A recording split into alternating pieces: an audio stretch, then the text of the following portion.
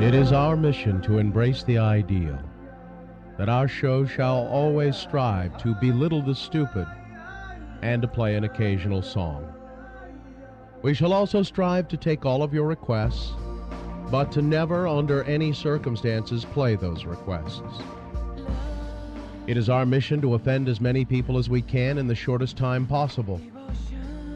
We shall always remember that no matter how pointless and stupid the things we say are, we shall present them in such a way that they will be lessons that will last a lifetime.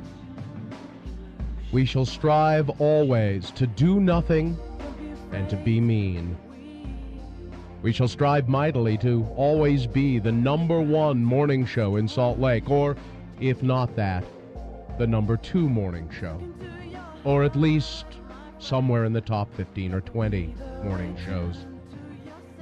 At least once a year, we shall go to someone's home, and we shall eat really good food, and we'll make you wish that you could be there to share it with us.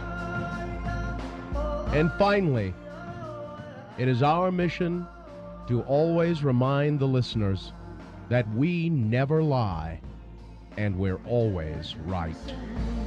So let it be written, so let it be done.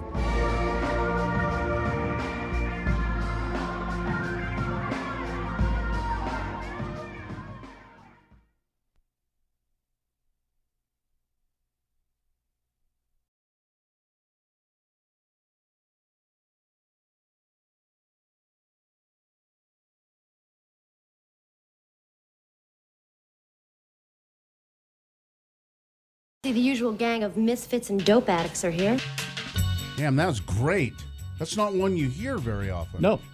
I kind of was unfamiliar with it. I went, what?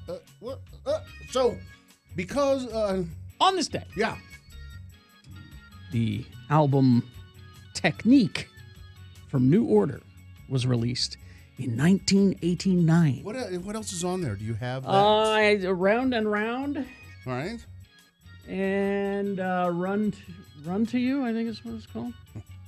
That's Round and Round. Yeah, I really like that. Let's see. Sorry, I didn't mean to catch off guard. Yeah, Fine Time was another one from that album. And I didn't pick this one because it was 30 seconds longer than the other one. And now we're going to hear 30 seconds of it. This is my favorite, though. Is it? It is? From this... From this record? Yeah. I should have played it for you. Yeah, this is oh yeah, this is really good. What? Man, they took this techno-y disco thing and made it something Because you know how I don't better. care for the techno. For the synths and stuff. You don't like that I prefer the most guitars and stuff. Yeah, but I always liked this song. But New Order and Joy Division before that really knew Maybe how that's to do why, it. yeah, maybe because... I like Joy Division kind of better. They were a little harder edged. Oh, yeah.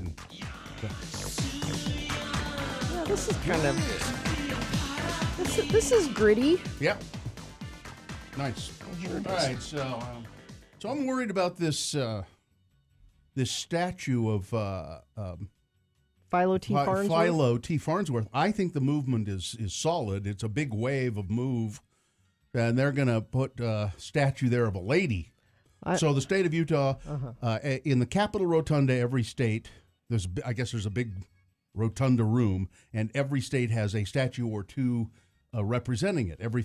All 50 states. This is back in Washington, and Utah has a statue of Philo T. Farnsworth, the inventor of television, who is from Utah and / Idaho. All right. And there's this big move to replace it with a statue of Martha Hughes Cannon. The statue already exists, by the way. It's here in Utah at the state capitol. Okay. And they want to take it and So I'm going to suggest that if this happens, and I'm not totally against it happening, because I just looked up Martha Hughes Cannon, some of the stuff. She was a piece of work. What did she do? She deserves recognition. Yeah, she was. She lived from 1857 to 1932. She was born in Wales, came to the United States, polygamist wife, physician. She was a She became a doctor. She was a Utah women's rights advocate and suffragette, and she became a senator, a Utah state senator, the first woman. Her family, at 16, she enrolled in the University of Deseret, now called the University of Utah, got a bachelor's degree in chemistry. She became the fourth of 6 wives in a polygamous marriage to Angus M. Cannon, a prominent Mormon leader during the anti-polygamy crusade. Cannon exiled herself to Europe so she wouldn't have to testify against her husband. When she came back to Utah, she worked as a doctor, fought for women's rights, helped put women enfranchisement into Utah's constitution when it was granted statehood. She became the first female state senator elected in the United States. And how she did that? She defeated her own husband, who was on the ballot. Take that. So her husband was on the ballot running for the same thing, and she beat him. My guess is they didn't get along so well. Well, it's okay. I have other wives that like me. She went to Europe so that she wouldn't have to testify against him in court in polygamous trials. You get to go to Europe. Yeah. Yeah. Do you want to add something quickly, Dylan? Because we're out of time. It passed the House. The movement to put her statue. So I think it's going to happen. So what I want to have happen is I want us to take the statue of Philo Farnsworth. I think we should have it. We're not TV. I think we should have it here. Shouldn't it go to the TV? They don't care because he didn't wear makeup. What? Yeah, you got to have makeup on TV. He's just so I think we should. They don't care. We care about the history of broadcasting. We want Philo T. Farnsworth, and I think we should have it here at X96 in the studio, Radio from Hell. The studio? Right, yeah, right there in the corner. Do we know how big it is? I don't know. We'll find out how big it is. I don't know how big it is. I bet it's heavy. This studio's on the way to getting crowded as it is. So, all right, check in with the Radio from Hell show right now, 877-602-9696. That's 8. Tell us what you're doing today, how you feel about stuff. What if you could pick a statue that to represent the state of Utah, it'd be a statue of what? Okay. Let us know that, 877-602-9696. Check in, okay? All right. Hoops Vision, HOOPES Vision.com. Our good friends, Dr. Philip Hoops, Sr. and Jr. You know, we met those guys when they had a nice facility. It was a nice place, and was it Sandy, wasn't it? It was a nice place. It was all right. They were renting some space. But then Dr. Hoop said, I'm going to build a world-class eye surgery facility, and he did that out there in Draper, right off the freeway there. Hoops Vision, you see it when you go past I-15, and it is. They can do experimental surgeries there, the FDA surgery, experimental stuff. But they still handle the more LASIK patients than anybody, and the reason is because they're so good. They're the best, is why. You don't want to bargain shop this sort of thing. Yeah. So if you want to get rid of your glasses, your contact lenses, contact Hoops Vision. Ask about their 24 months zero interest payment plan and also their See Clearly guarantee. Call today, 877-30-LASIK. That's 877-305-2745, or find out more about them. And please tell them X96 told you about it at hoopsvision.com. One of the things I love about Valley Office Systems is they're a joy to work with. Honestly, we are a 24-hour business. We rarely have an issue, but when we do, we let them know, and they're out here just as quickly as possible. Honestly, their service is second.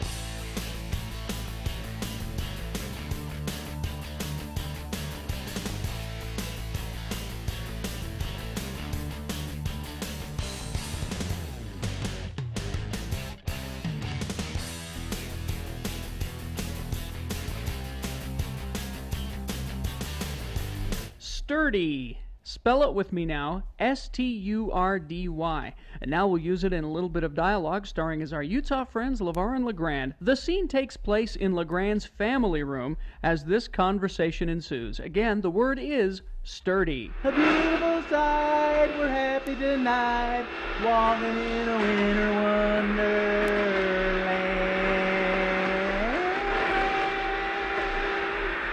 Well, that does it.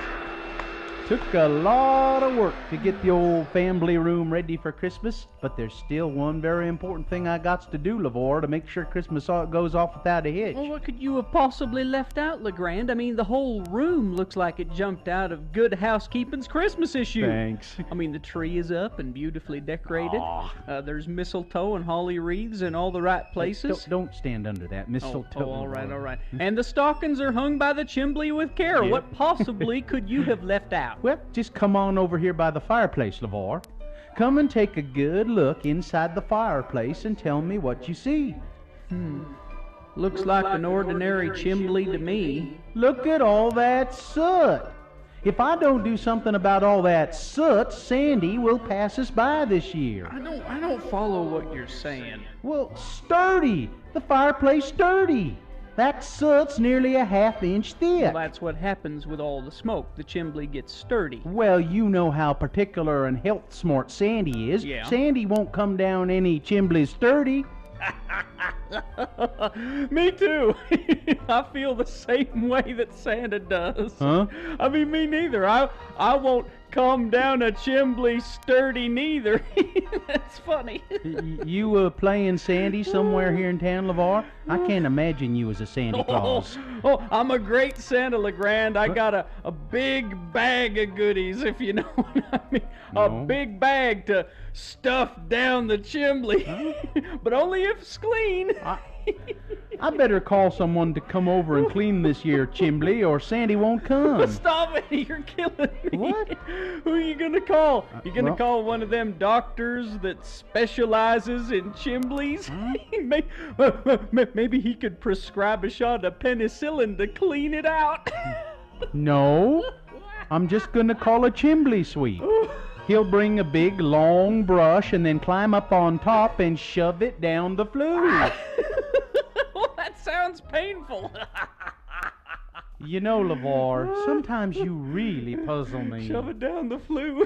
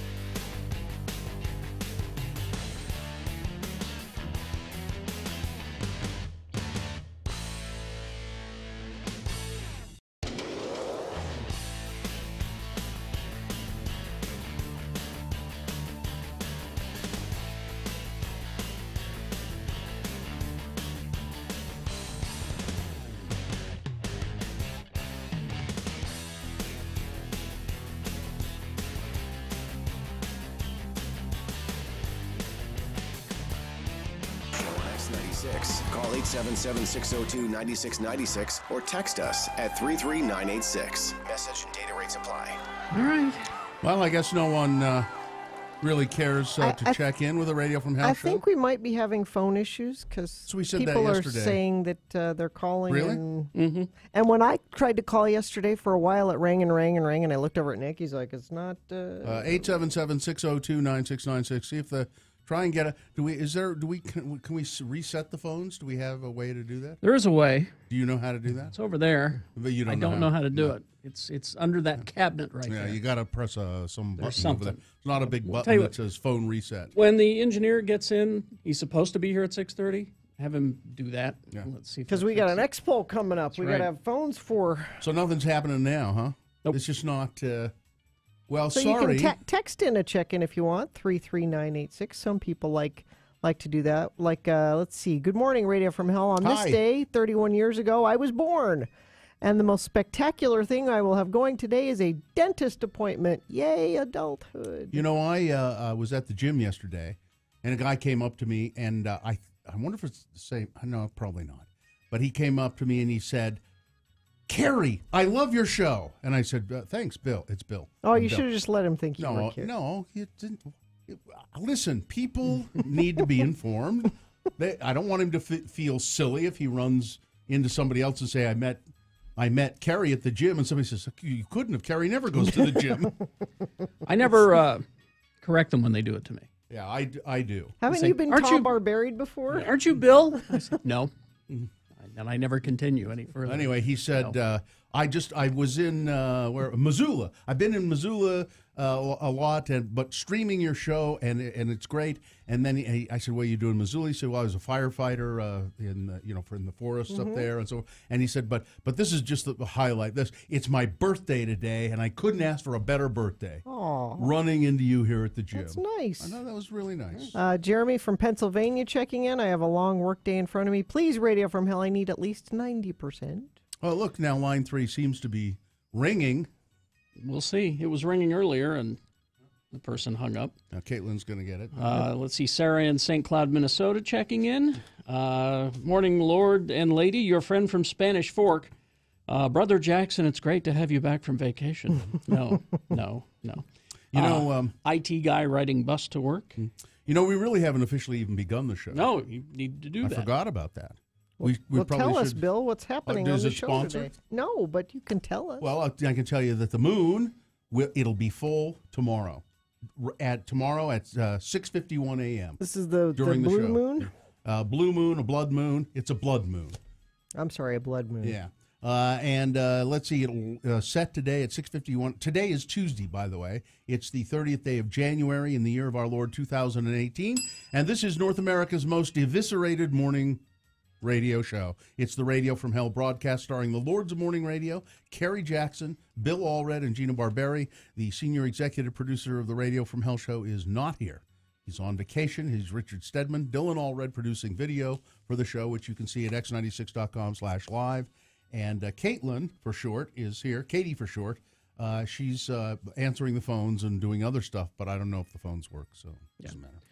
Checking in to remind everyone the show doesn't work outside of Utah. Your climate change report for Chicago, friggin' cold. That's from our friend Amy. All right. Good morning, lords and lady in waiting. First prostate exam today. Oh, good. Wish me luck. I'll see you on the other side.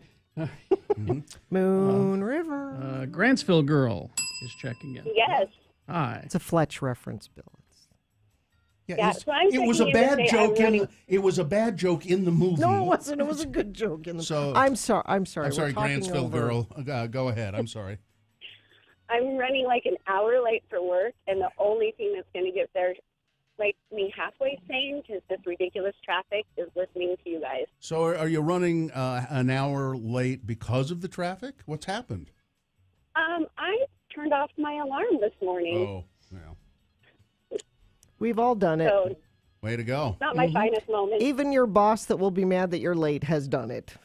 Everybody's done I'm hoping I make it there under the radar still. Now, Grantsville girl, what I can do is that, see, if I turn off my alarm or don't hear it, my wife will poke me. Hey, come on, you got to get up, go. So if you'd like to sleep with my wife, she'll make sure that you wake up because she's good at that. Okay. All right. Absolutely. Don't be frightened when you see me in your bed tonight. All right. I certainly won't. Thank you. See you later. Moon River. It's funny. Yeah. Corbin. Hi, Corbin. Hi. Thanks for checking in with us. I also snoozed my alarm, but I will not sleep with your wife. Sorry. Well, that's your loss. I'm telling you. For sure. What are you doing today, Corbin? I am on my way to work in West Valley, and I'm a bookbinder. A bookbinder? Yeah. I bind many books. I have some books that need to be bound. You do? I do. Good for you. I have some really old books that my mom gave me when I was a child that I love. Are they unbound? And well, they've become because of years of wear. Has the bound break? The binding of the books. You know what I'm talking about, Corbin? The binding is broken. I do. Yeah, and it needs. Can you restore it? Yeah, in some fashion or other. Yes, I can. So, please, how can I get a hold of you, Corbin? I mean, don't give me your phone number. What's your business name? Print Finishing Specialties. Print, and if I look that up, I'll find you. And I'll send you an email this morning. Okay, thanks, Corbin. There we go. Thank you, Corbin. All right. All right. I'm sure I've wanted to have those books.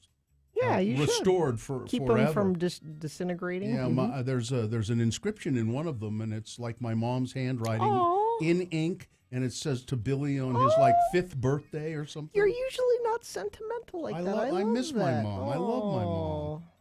I love that you have Moon River. I just tweeted out that scene for you to watch later and enjoy. I'll watch it. I remember it from the movie, and I remember not laughing at the time, but I'll see.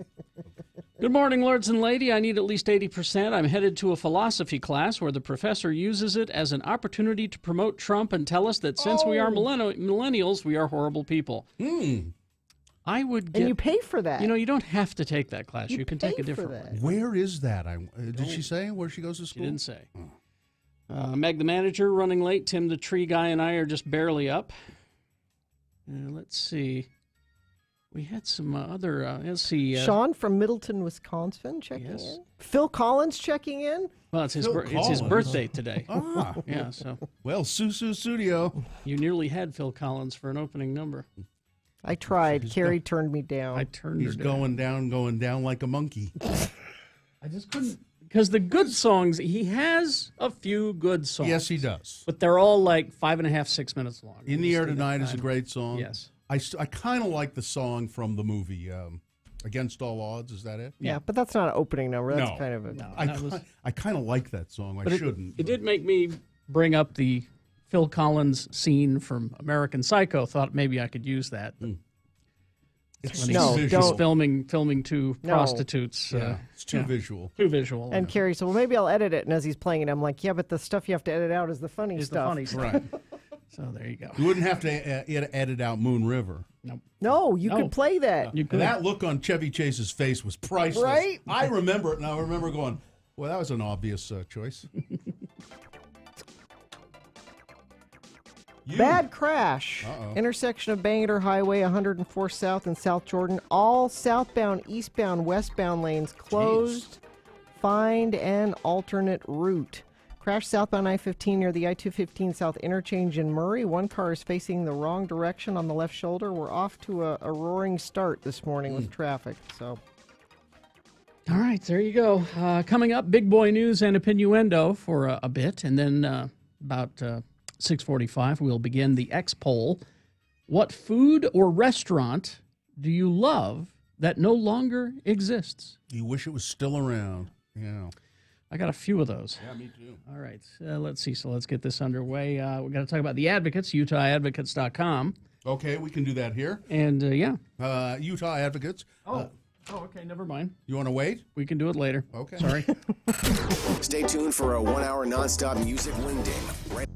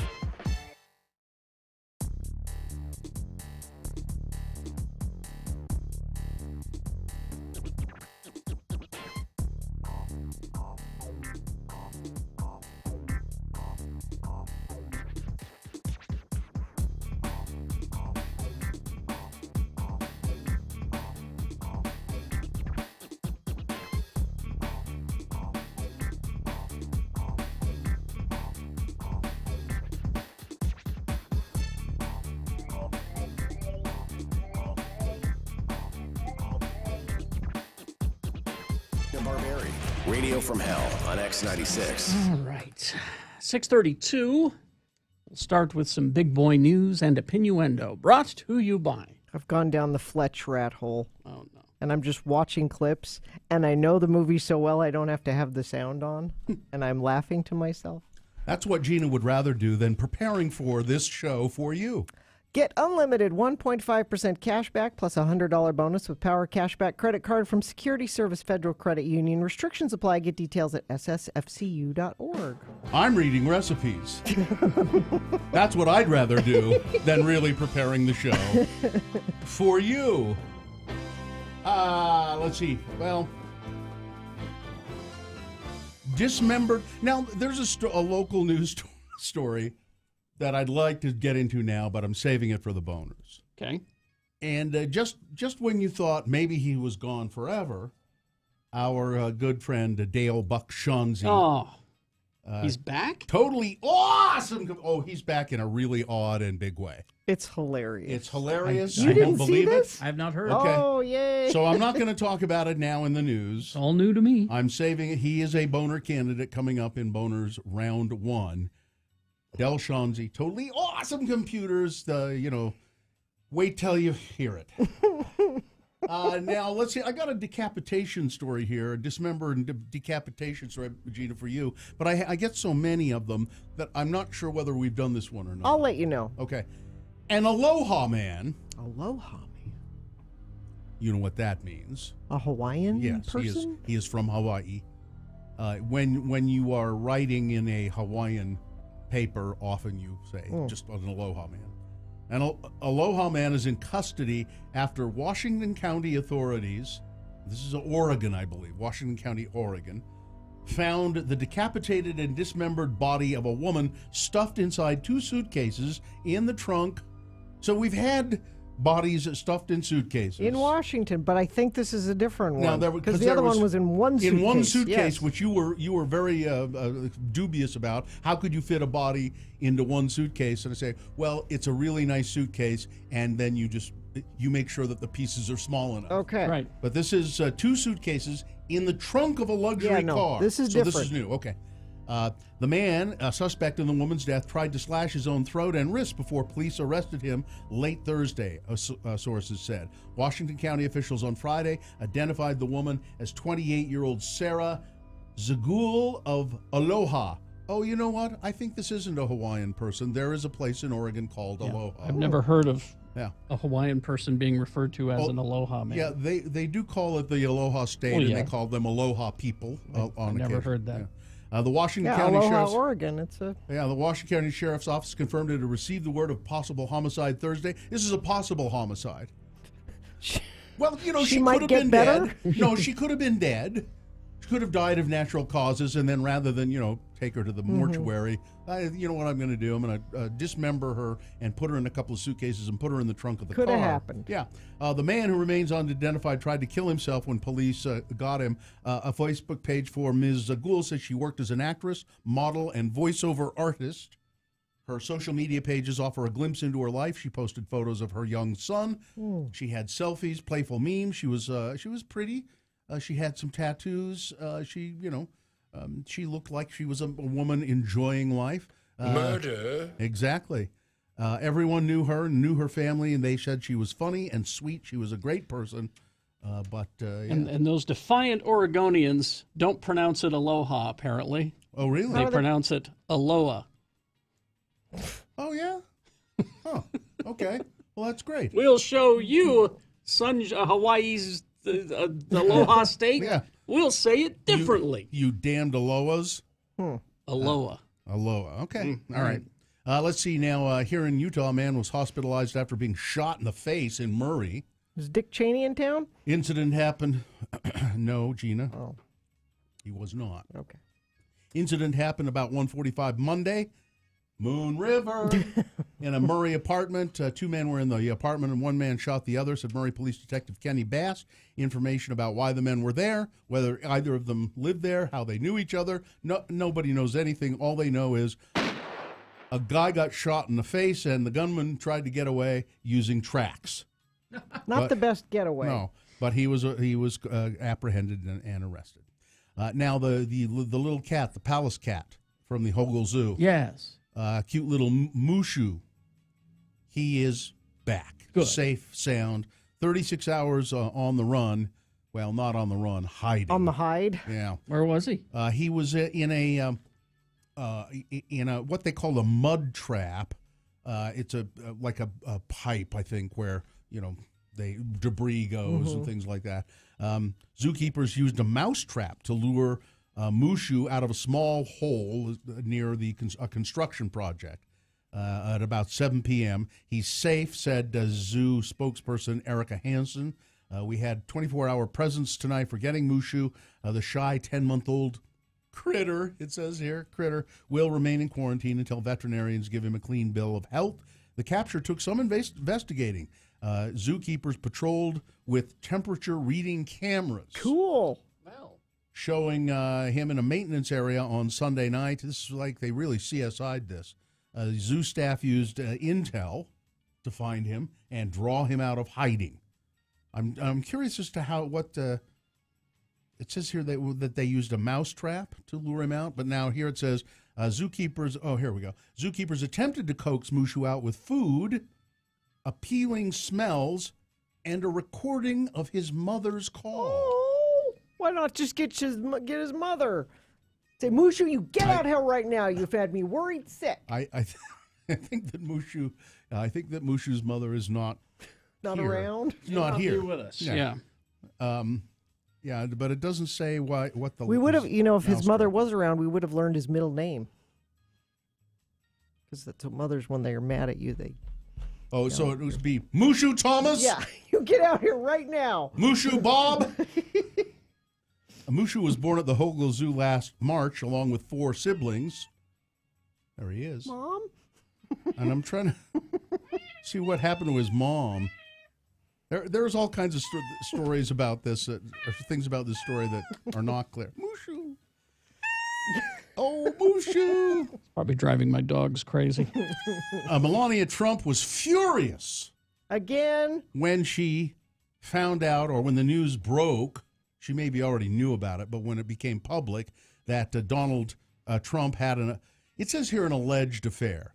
I think there's no doubt that Donald Trump had a fling with this porn star, Stormy Daniels. We have the receipts. Yeah, well. Yeah. Affair receipts. We have the receipts that the money that was paid to keep her quiet. We have a picture of her with Donald Trump standing, looking very cozy together, but we don't really know what went on. I mean, enough that she was paid. Could have been one incident. Could have been an ongoing thing. It could have been. He liked me to read to him. Yeah, I doubt it. I'm sure that's it because he seems like reading. He seems like he likes books. Yeah. Sources to the couple, close to the couple, told New York Times that Melania was blindsided by the reports of her husband's supposed cover-up, which included $130,000 in hush money paid to Daniels. She's been trying to stay out of the public eye ever since. She's going to have to come out tonight, though. Melania canceled an overseas trip with the president, made an unplanned visit to the Holocaust Museum, and even enjoyed some R&R at Mar-a-Lago. Well, maybe she won't. If she doesn't, that'll be a big deal if she's not at the State of the Union. If she's not my at the guess state. is here's my guess. There is a drafted divorce document in a safe somewhere, and she's guaranteed millions of dollars. However, she must maintain a certain level of involvement in this administration. And my guess is part of it is you got to show up for important stuff. What I had heard was that they were going to get a divorce after he lost the election. Yeah. And because then she's ready to be out. Yeah. And there was a whole bunch of papers she had to sign. She'd get tons of money and she could just go away. But now she's stuck. Now she's stuck being the first lady. Now, Donald Trump will give the State of the Union speech tonight. And I haven't listened closely enough to KSL, but they've been counting it down. Oh, really? Oh, really? Well, okay. I heard it yesterday. It was like 38 hours until the State of the Union. Have they ever done that before? Did they Not do that I'm aware of. Well, certainly not for Obama. 38 hours till the State of the Union. KSL, your State of the Union station. Okay. Is Great, anybody thanks. that excited about? Well, I think people are very interested to see how Donald Trump handles himself at the State of the Union. I'm sure he'll make us proud. Well, I think he'll probably give a very safe, calm speech, and then over the next few days he'll trip over his own junk with tweets. Well, he'll read the teleprompter speech, and he'll ruin it. And he'll be praised as presidential by the media because he read something. Because he read off the screen. Remember that thing that they hated Obama for doing? You know, Mr. Teleprompter. Now, one other quick thing, and then we'll go to we'll wrap it up so we can go to the expo. But there's nothing I have ever liked about Jared Kushner, Donald Trump's son-in-law, married to Ivanka, until now. What? Turns out, found something, huh? Yeah. Turns out that Trump's son-in-law and senior advisor Jared Kushner was Guy Fieri's landlord at the now shuttered American Kitchen and Bar that Fieri had in Times Square. That restaurant got the worst review ever given by the New York Times. And if you've not read it, I think. Yeah, we read parts of it. If you've not read it, it's hilarious, and it just shows you how awful Guy Fieri is. Well, apparently, the rent kept going up. Kushner kept pushing the rent up, and it got so high that the restaurant was struggling because of bad food, but the rent got so high that Guy Fieri had to close it. So we have Jared Kushner. Well, thank you, Jared. To thank in large part for helping force Guy, because if he'd kept the rent low, Guy Fieri would have continued to just serve up this awful food. You know, stuff with donkey sauce on it, as he calls it. Yeah. A little donkey sauce. Okay. All right, that's it. Sports, weather, traffic? So the Jazz tonight are home to Golden State Warriors, and they're going to be wearing their new uniforms, which people feel very strongly about. I feel really, because I think that those little skirts are they're not going to play in the NBA. So here's my problem with it. Here's my problem with it. They're orange and yellow and red. I think when you're a sports team, you have colors that are your team colors. Have you got a picture of them, Dylan? I thought our team colors were purple, yellow, and green. Exactly. So this is like a special jersey. Well, it's not going to be there. Is it just is it the home jersey? It's a special. It's just a special event. Time? Yeah. Oh, okay. And they're not bad looking uniforms. I just think if you are a sports team, you have colors associated with your team, and you can get new uniforms, but they have to be in those colors. Why? Do you think people are going to be confused? They're going to go to the Jazz game, go to the Vivint, they're going to look down on the court, and they're going to see those uniforms and go, well, who's that? It's not the Jazz, is it? I think if you're watching it on TV, you might be changing channels, looking for the. I don't think so. Looking for the Jazz game, and so they go. They're like a. It's like a color. Ombre. Yeah. Orange to red ombre. They're not bad looking. I just think they're not the Jazz. It's not the Jazz colors. I have a problem with it. I don't care. It's fine. I don't care. People are not going to be confused. Yes, they will. You're giving people too much credit. Let's see. You want a climate change update? Yeah. Sure. I bet you don't. So apparently the record for today is 61. Look at my feet. Look at your feet. You're wearing flip-flops. I'm wearing flip-flops today. The record's 61. We could get there. Probably just upper 50s, but we could be record-breakingly warm today. Oh, so it's been warmer sometime in the past. Yeah. Oh, they're the Jazz. The one on the far right. X96.com/live. Yeah. So those other jerseys are all within the same color scheme, and then that one is I like it. I like the uniforms. I just don't. Yeah, people will be really confused. They will be, especially because they say Utah right on them. They will be confused. Traffic. Let's see. Bad crash at the intersection of Boehner Highway and 104 South and South Jordan.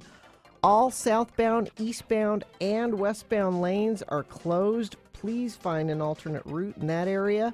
Crash southbound I-15 near the I-215 South interchange in Murray. One car is facing the wrong direction there. That's traffic brought to you by Lucky's Auto Credit, where $77 on a job gets you a car. 2 locations, Salt Lake City and Ogden. For program details or to apply online, visit luckysautocredit.com. All right, it's time for the Radio from Hell X poll. And we already know Gina's answer to this question. What food and or restaurant that you miss because it's no longer around, or maybe you've moved or something and you can't get it anymore. But what food and or restaurant do you wish was still here that you miss desperately? And we know Gina will say Ebo's. Mm-hmm. Well, but now let me explain. What? Because her picture was on the wall and she liked the Can I tell the story for people that haven't heard it, or you just want? Okay, you do whatever you want. No, go ahead. Go ahead.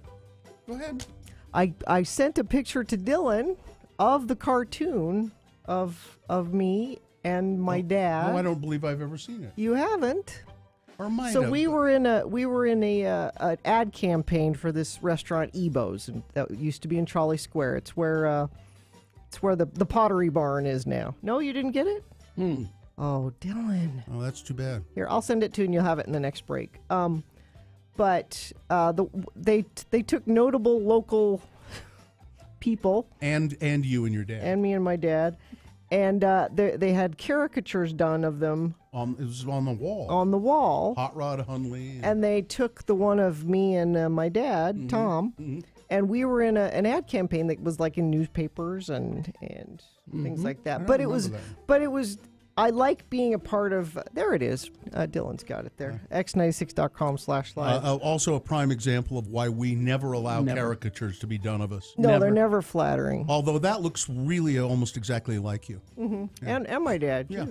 And I liked being part of that because Ebo's really was. You joke, but that was my favorite restaurant, and I am genuinely sad it's not around because anymore. There was not anything on the. They had deep fried salad on that and everything. So what did that stand for? Ebo's was EIBOS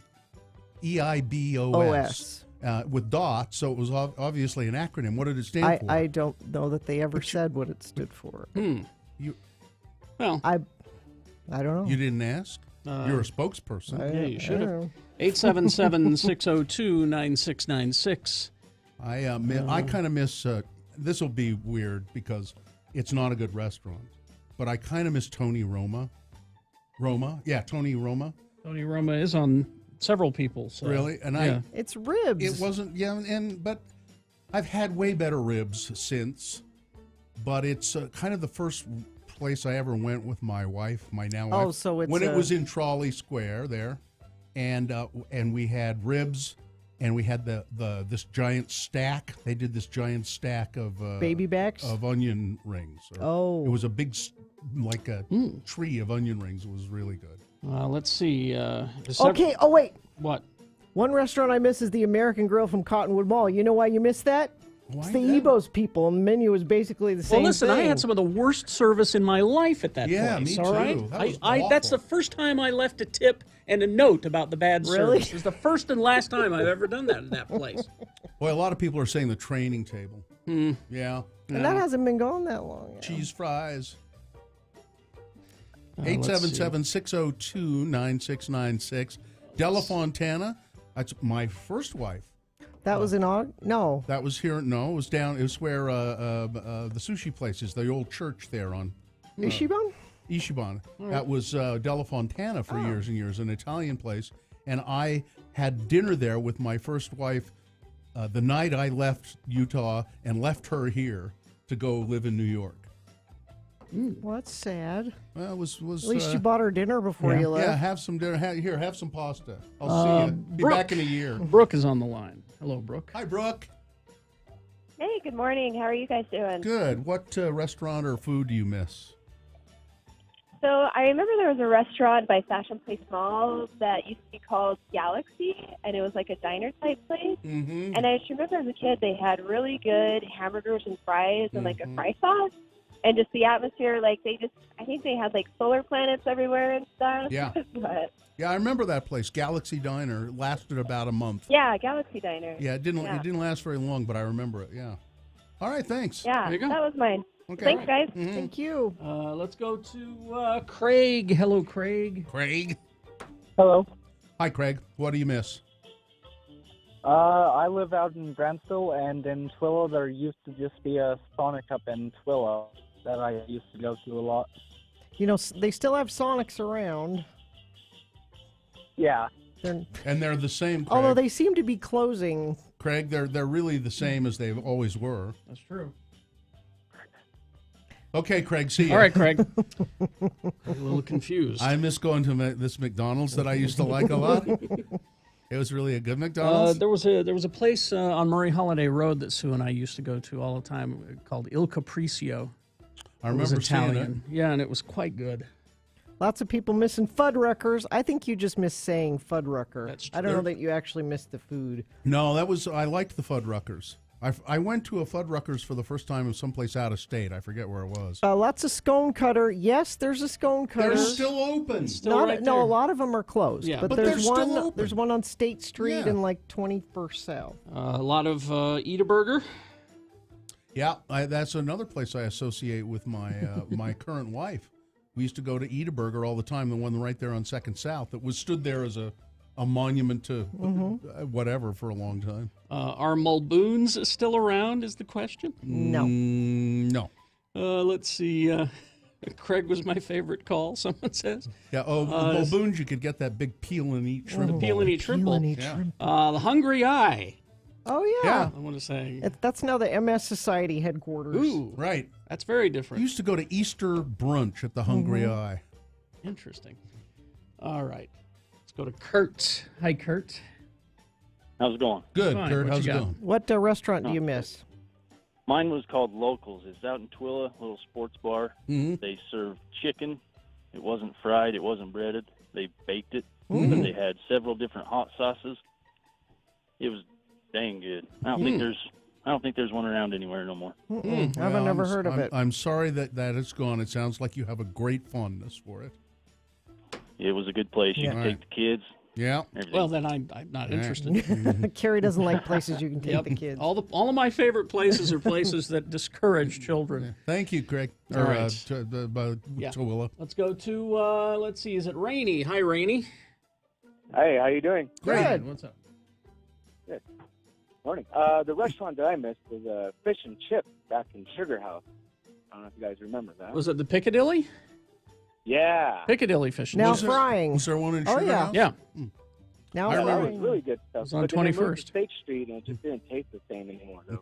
There was one in Ogden. It was an Arthur Treacher's, I believe, and then it became a Piccadilly, and then it's now it's an Ogden Information Bureau spot. So I'm going to say Geppetto's, but there's still one over here downtown. Geppetto's? I think, yeah. No, you're thinking of Lietz's. No, I'm pretty sure it's Geppetto's. I don't think there's a Geppetto's anymore. Geppetto's used to be on 13th East. It's where that It's Indochine. It's where Indochine is now, and And then there used to be one in Holiday. What's the sandwich place that I'm thinking of? Geppetto's was, yeah. It's right over here. Oh. I would occasionally hit it when Comic-Con. It's All not right. Geppetto's. All right, thanks. Let's go to Guy. Hello, Guy. Hi, how's it going? Good. Is it Guy or is it Guy? It's Guy. I get the Guy all the time, though. All right, Guy. What do you miss? So, no, my favorite restaurant that I missed there was one on I believe it was like 60-something on State Street. It was called King Kwong's. With a giant pink gorilla. Yeah, and you'd walk in, and there was like a moat or a little river that went around the restaurant. So when you walk in, you actually go over a bridge, and they had big, I don't know if they were catfish or goldfish or koi or something, but you walk over the bridge to get to your table. It was kind of a cool effect. And then they had there was kind of a little a pond there, and there would be like Hawaiian music, live Hawaiian music, and then they'd do a storm. You remember that? Oh my gosh, yes, it kind of felt like you were in a jungle. Yeah. So like the Mayan? I don't. It was it was better kind of like the Mayan, but a lot smaller. and better though. I like the idea of it. You know, the whole atmosphere was awesome. I don't remember the food very much, but the atmosphere was very good. It was kind of Hawaiian, kind of Hawaiian, Asian, Chinese based food, and it was run by Johnny Kwong, who had several restaurants here in Salt Lake. But that was his. Yeah, the big pink. There was a big pink gorilla when you went in the door. All right, thanks a lot. Thank you. Thank All you. right, Have a good day. we will continue this X poll on the other side if you insist. Because I got two I haven't mentioned yet. Is one of them R&R? No. No. Nope. Not R&R. I can't. California. There was a California R&R think about place on 4th South. No. You and I went there. I don't remember. All right. 877-602-9696 is the number. Traffic, you want that. It's bad if you're Bangor Highway southbound at 104 South. The eastbound and westbound lanes are closed. Only the northbound lanes on Bangor Highway can get through at that intersection. Avoid that. Find an alternate route if you can. Crash southbound I-15 near the I-215 South interchange in Murray. One car facing the wrong direction on the left shoulder. That's traffic. All right. Thank you very much. If you're out there in the traffic and you happen to get into an accident, I'm sorry. I hope you're going to be okay. But if you have some injuries, if you've been hurt in an accident, call the advocates. Because you should focus on getting better. You shouldn't have to focus being on the phone arguing with your insurance company all the time about what bills they're going to pay. Let the advocates advocate for you. The advocates are absolutely awesome.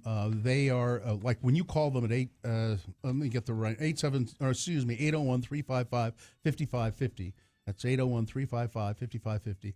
You are on the phone immediately with an attorney. 24 hours a day, 7 days a week. And people do call them at like 3 in the morning, 4 in the morning. Well, accidents happen all hours of the day, and you want to get a hold of them as soon as you can at the beginning of the process, so it can avoid the harassment that you'll get about paying bills and things. Just let them take care of it. They really are caring people. Also, if you go to the website, UtahAdvocates.com, chat feature there, and you can talk with them that way. So it's the Advocates, 801-355-5550. Time is running out for you to make a film for Line. Spell it with me now. Line. And we'll use it now in some dialogue featuring our good friends LeVar and LeGrand. Imagine, if you will, the boys have gotten together for lunch at the High Spot Cafe. The word again is line. Well, this is good postum here to the High Spot, LeVar. Look, the words good and postum never go together, LeGrand. Now, the coffee here is mighty fine, but don't tell me there's any difference in any postum you get anywhere. It's all horse pee. Well, I like it. And that actor guy sure must have gotten rich off on us Utahns when he invented this caffeine-free beverage. Yeah, that Tom Postum has always been funny on the Newhart shows, and he's made a great all-weather beverage, too. Whoa. Whoa. Now this song sure brings back the memories. I didn't know they had Madonna music on the jukebox here. Well, why does it bring back memories for you, LeVar? Do you remember what you was doing the first time you heard the song? Heard it? Hell, I helped Madonna write it. Uh-huh. And I had tea with the Queen of England the other day. I ain't lying, LeGrand. Me and Madonna had kind of a thing for a couple of months back in '87. I guess you could say Madonna was my girlfriend. Do tell. If I'm lying, I'm dying, LeGrand. Yep. Miss Chacon and me, that's a real name, you know, was sitting in the breakfast nook one morning after a night of truth or dare, if you know what I mean. So anyway, the phone rings. Madonna answers it and says, "Hey, LeVar, honey, the phone's for you." I said, "Who's that girl?" And the rest is history. You're lying, LeVar. You're lying through your tobacco-stained teeth. If I'm lying, then what do you call this? Yeah. It's a picture of you and Madonna sitting in a breakfast nook. Yep. Why, looky there. You got matching pajamas with little horses on them. Mm-hmm. You ain't lying. You ain't lying at all. That's really her. Yep. She'll always be my material girl. Well, what happened? Why did you break up? I dumped her. Why in the heck did you do that? Well, did I ever tell you about me and Tori Spelling?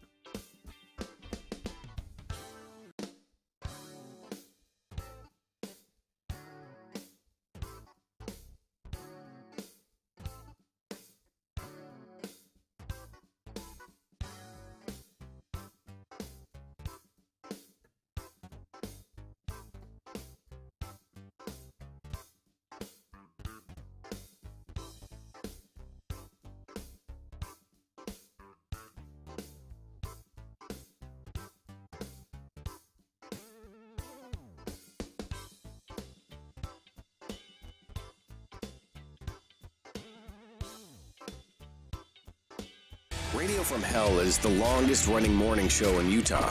That doesn't necessarily mean it's good, but, I mean, come on. You know, we'll take what we can get. X96. All right. This is sponsored, right, Gina? Sure is. Brought to you by Accessorize Your Home Bar at Booze Teak. Cocktail shakers, jiggers, bitters, and gifts. 315 East Broadway, 11 to 7 Monday through Saturday. The liquor store doesn't have accessories, but Booze Teak does. Go to boozeteakslc.com. All right. Remember that restaurant in Ogden, Gina, the warehouse? Yes. I like that place. That was a good place. Yeah. It was in a warehouse.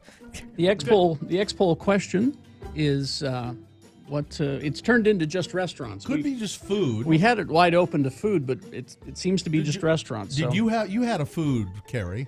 Well, the food that I had was 2 ice creams that I miss, and that's Wavy Gravy from Ben & Jerry's, which is delicious. It didn't actually have gravy. No, it was named after a famous hippie. Okay. And then Famous Amos chocolate chip ice cream. Named after a famous Amos? Named after Amos. Wally Amos, who famous? had the cookies. Famous Amos chocolate chip cookies. They still make those cookies. I don't think he has anything to do I don't know if he's with it. around. And they're not good either. No, they're not great, but the ice cream is great. I have a food item as well. Okay. It's Burger King's Cinnaminis. They don't have those anymore? They haven't had them for years. Oh, I like the cinnamon. They're like little 1.5-inch cinnamon rolls that come 4 in a little box, and then you dip them in the icing. And they're so small that you could eat like 3, 12 or 15 of them. It's That's easy. Right. Yeah. Oh, they were so good. And then sometimes I get the little hash browns, and then you could make it salty and put a little bit of the leftover icing in that. I would never do that. I might be dead if they still had them. Actually, yeah. It's a good thing then. Yeah. Gina doesn't believe in mixing foods. No. She's not a misogynist when it comes to food. Let's see. People calling in. Let's go to Taylor. Hello, Taylor. Taylor? Hi. Hi. Hello. Yeah. Go ahead. Hi. So I'm also in Twilla, and years ago, I don't remember how long, I was pretty young, we had a Fazoli's, and to 9-year-old me, that was the quality Italian food, and I miss that. Fazoli's wasn't bad, if you wanted fast food Italian. Was that a chain? Yeah. I don't remember it. I don't remember. I was just a kid. It wasn't around for very long. That area that it was in, the restaurant has changed so many times, I don't even remember. Yeah. All right. Thank you. Thank you very much. Let's go to Tasha. Hello, Tasha. Hello. Hi. Hello.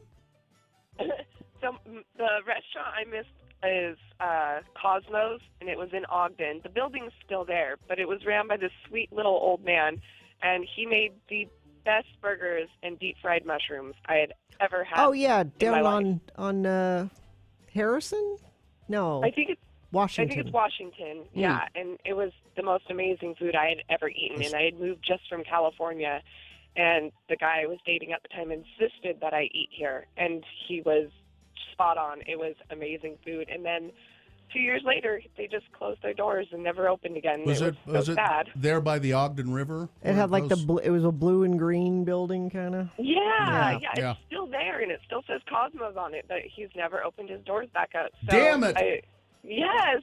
Of course, I miss in Ogden Fred's Burger Chalet too. That was good. Yeah, go ahead. Well, I'm not a Utah native. I come from California, but the one restaurant I miss in California was called Honeybees, and it was like a breakfast diner kind of place, and it was originally from the 60s, and my dad took me there for the first 12 years of my life for breakfast. So it was one of those things when I went back to California, after I got married, I was gonna take my husband there, and it was gone, and I was devastated. Best pancakes ever. That's too bad. Right. Well, you could always go to a Perkins Steak and Cake. I've never even heard of that. Was it Steak and Shake? Yeah. Yeah. Not cake. Where did you get cake? Well, they serve pancakes. Well, yeah. No, but it's shake. called Steak and Shake. And I really I also think that was a great place though. Perkins. They had one in Ogden. Cement Dave is here. Hi, Cement Dave. Good morning. Hi. What do you miss? In general, I miss a good old soda fountain. I mean, I'm relatively young, but Vince's Drug used to, when they moved up to Harrison, they still did the soda fountain. They had a little grill. There was a place in Provo that I used to go to all the time on Main Street. I think it was called Jimba's And it had a genuine soda fountain. You could get an iron port and all of those things. Oh, yeah. Jimbas, yeah. And I do agree, I miss Cosmos as well. All right. Thank you. It was Perkins Steak and Cake. Is it? Yeah. It was Steak and Shake. No, it was If I were Perkins Steak and Shake, Cake. I would sue them. Yeah. All right. Let's see. This is Rob. Hello, Rob. Good morning. How are you guys doing today? Great. What do you miss, Rob? Okay, there's two of them that I miss. One of them was the Heidelberg, the German restaurant in Farmington. Yep, I remember it.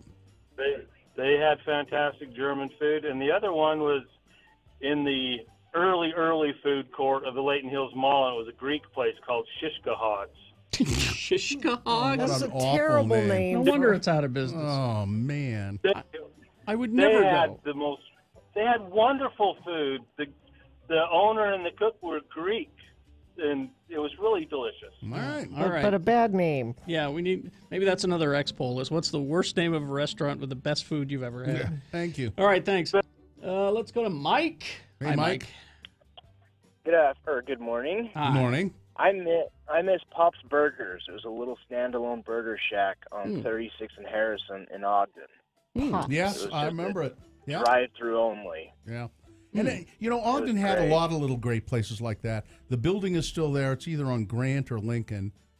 There was a little stand called Kramer's, and they had great hamburgers and hot dogs, and they had a big, giant 3D hot dog hanging outside this little place. No, I don't remember that. Yeah, it was really cool. And then Bud's Frost Top.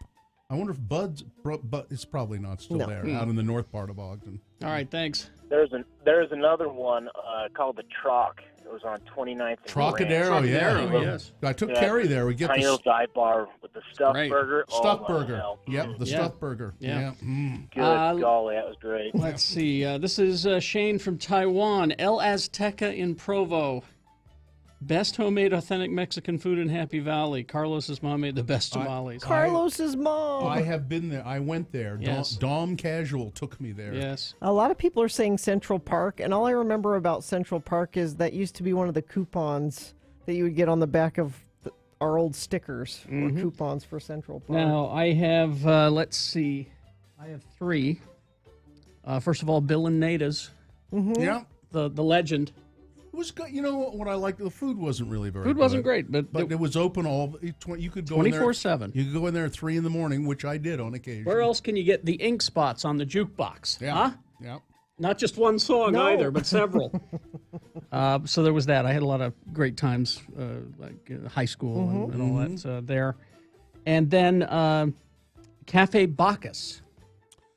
Oh, it's our friend Gary. Gary, who is the chef over at Squatters and started his own place. Captain Bastard. Captain Bastard himself. Sue and I, that was like our regular place. We'd go there like Thursday at 1 when it was empty. What kind of food was it? It was just a bistro. Sort of Italian, leaning. And Sue says that we fell in love at that place. Aww. And I think Where that's was probably that? right. I went there It's a over bunch here. of times. It's right over here where Gracie's, by where Gracie's was. Not there? The building's not there anymore.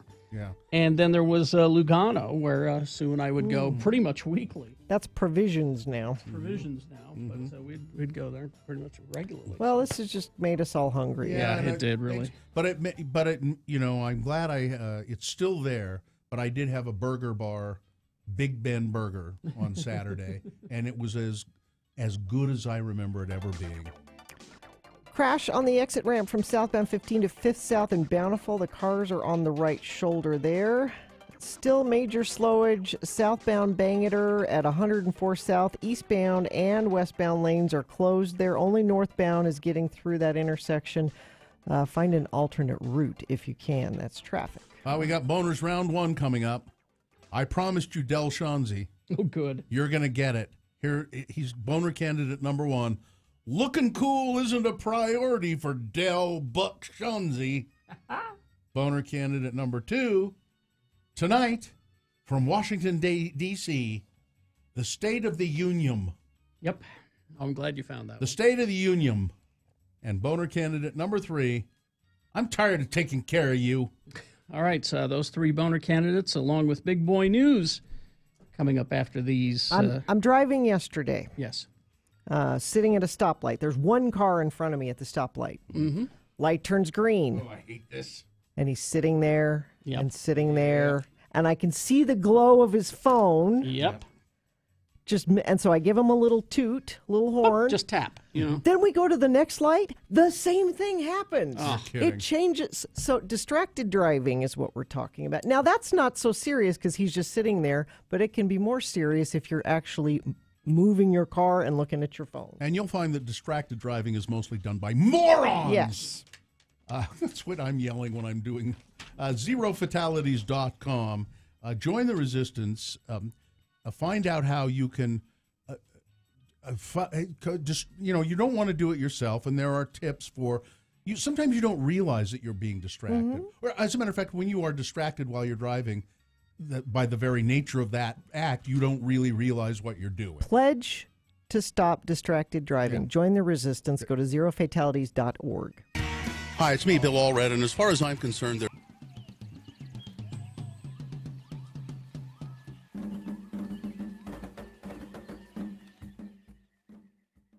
Today, we examine another group of words used by most Utahns called L words, or words that end in ELL. And to help you with today's lesson, each time an L word is used in the following dialogue, a bell will sound. Imagine, if you will, our two friends, LeVar and LeGrand, together in LeVar's trailer house. The TV is on. A conversation ensues. Again, these are L words. I love this TV show. Yeah. I am so glad that someone is showing the reruns of McKell's Navy. Me too. You know, I would just love to set sail with McKell myself. Hey, you remember the one when the wacky crew of PT Boat 73 tried to save that beached well? Oh, yeah. They had a hard time because of this big storm. Yeah. Gale force winds and hell stones the size of golf balls. Yeah. But they saved that well anyway. McKell did not fell. Well, no thanks to Gruber. Yeah, that was quite a tell, though. Hey, listen, give me some of them snacks, would you? I'm hungry. Sure. Uh-oh.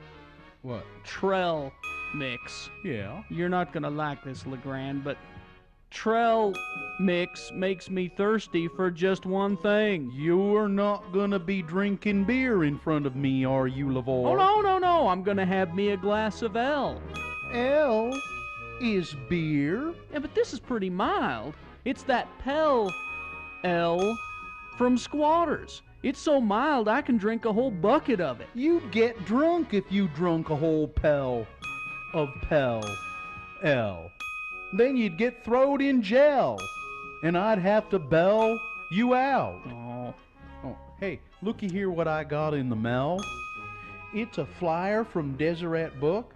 It says here that Dan Quell is coming to town to sign copies of his new book. Boy, the liberals sure rode Bush and Quell out of Washington on a rel. Sure did. They fought tooth and nail, but it wasn't enough. Yeah. Hey, I hear that this new book of his really lifts the veil of secrecy about Washington life and what really went on. You know, I'd like to see him. What Deseret Book is he at? Well, the one by that big jewelry store. Big jewelry store. You mean Morgan's Jewelers? Nope. Zell's.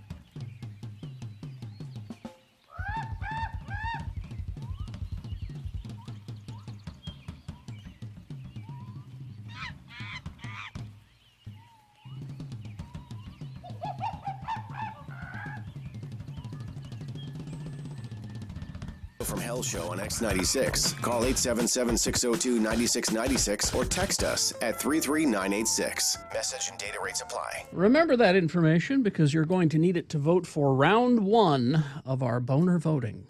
Presented to you now, 3 news stories. They are examples of bad, stupid, or funny human behavior. You will have to decide of these 3 which one is the worst. Which one of these 3 deserves to go forward to Boehner fight and get a 50-50 chance of becoming Boehner of the day. Man, just one? Mm-hmm. It'll go up against the winner of round 2. Round 2 happens at 8:20. Boehner fight at 9:20. So, 2 candidates now. A third after the news. Once you've heard all 3, you'll vote. One of you lucky random Boehner voters will receive. I can't buy it. Gotta win it. Radio from Hell Boehner t-shirt courtesy of Excel Automotive Repair. I don't know how they make any money, by the way. Why? Like I sent my niece in there. She said, what's that mechanic you tell people to go to? I'm like, yeah, dude, they'll take good care of you. Yeah, thanks for listening to the show. She went down there and she's like, they were so nice and helpful. And of course, it was one of those situations where they're like, yeah, this you don't need to fix this. This is okay. I don't know how they make any money. Excel Automotive Repair. Yeah, you guys need to start cheating. All right, here's Boehner candidate number 1. Start jipping people, Yeah. Steve. Come on. You're a mechanic. What's wrong That's what with you're you? supposed to do. All right, here's Boehner candidate number 1. Looking cool is not a priority for Del Buck. Do you have the picture for this, Dylan? I hope. A husband and wife. Now, this is reported by Fox News in Las Vegas. There they are. Yep.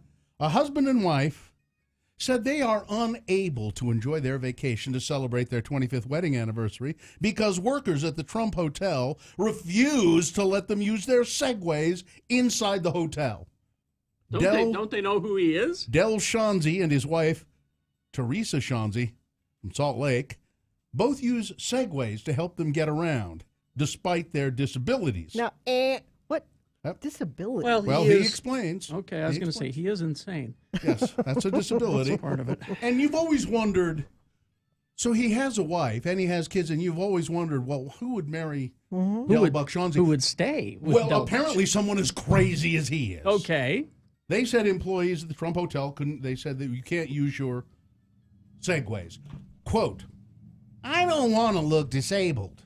I don't want to look old. I just want to go and have some fun, Del Shanzi said. Everybody looks at you as a cool person when you have a Segway. No, they don't. No, they don't really, Sorry, Del. Del, But Del Shanzi said, looking like a cool person is not his priority. The main concern was having to get around on the Las Vegas Strip with a broken back.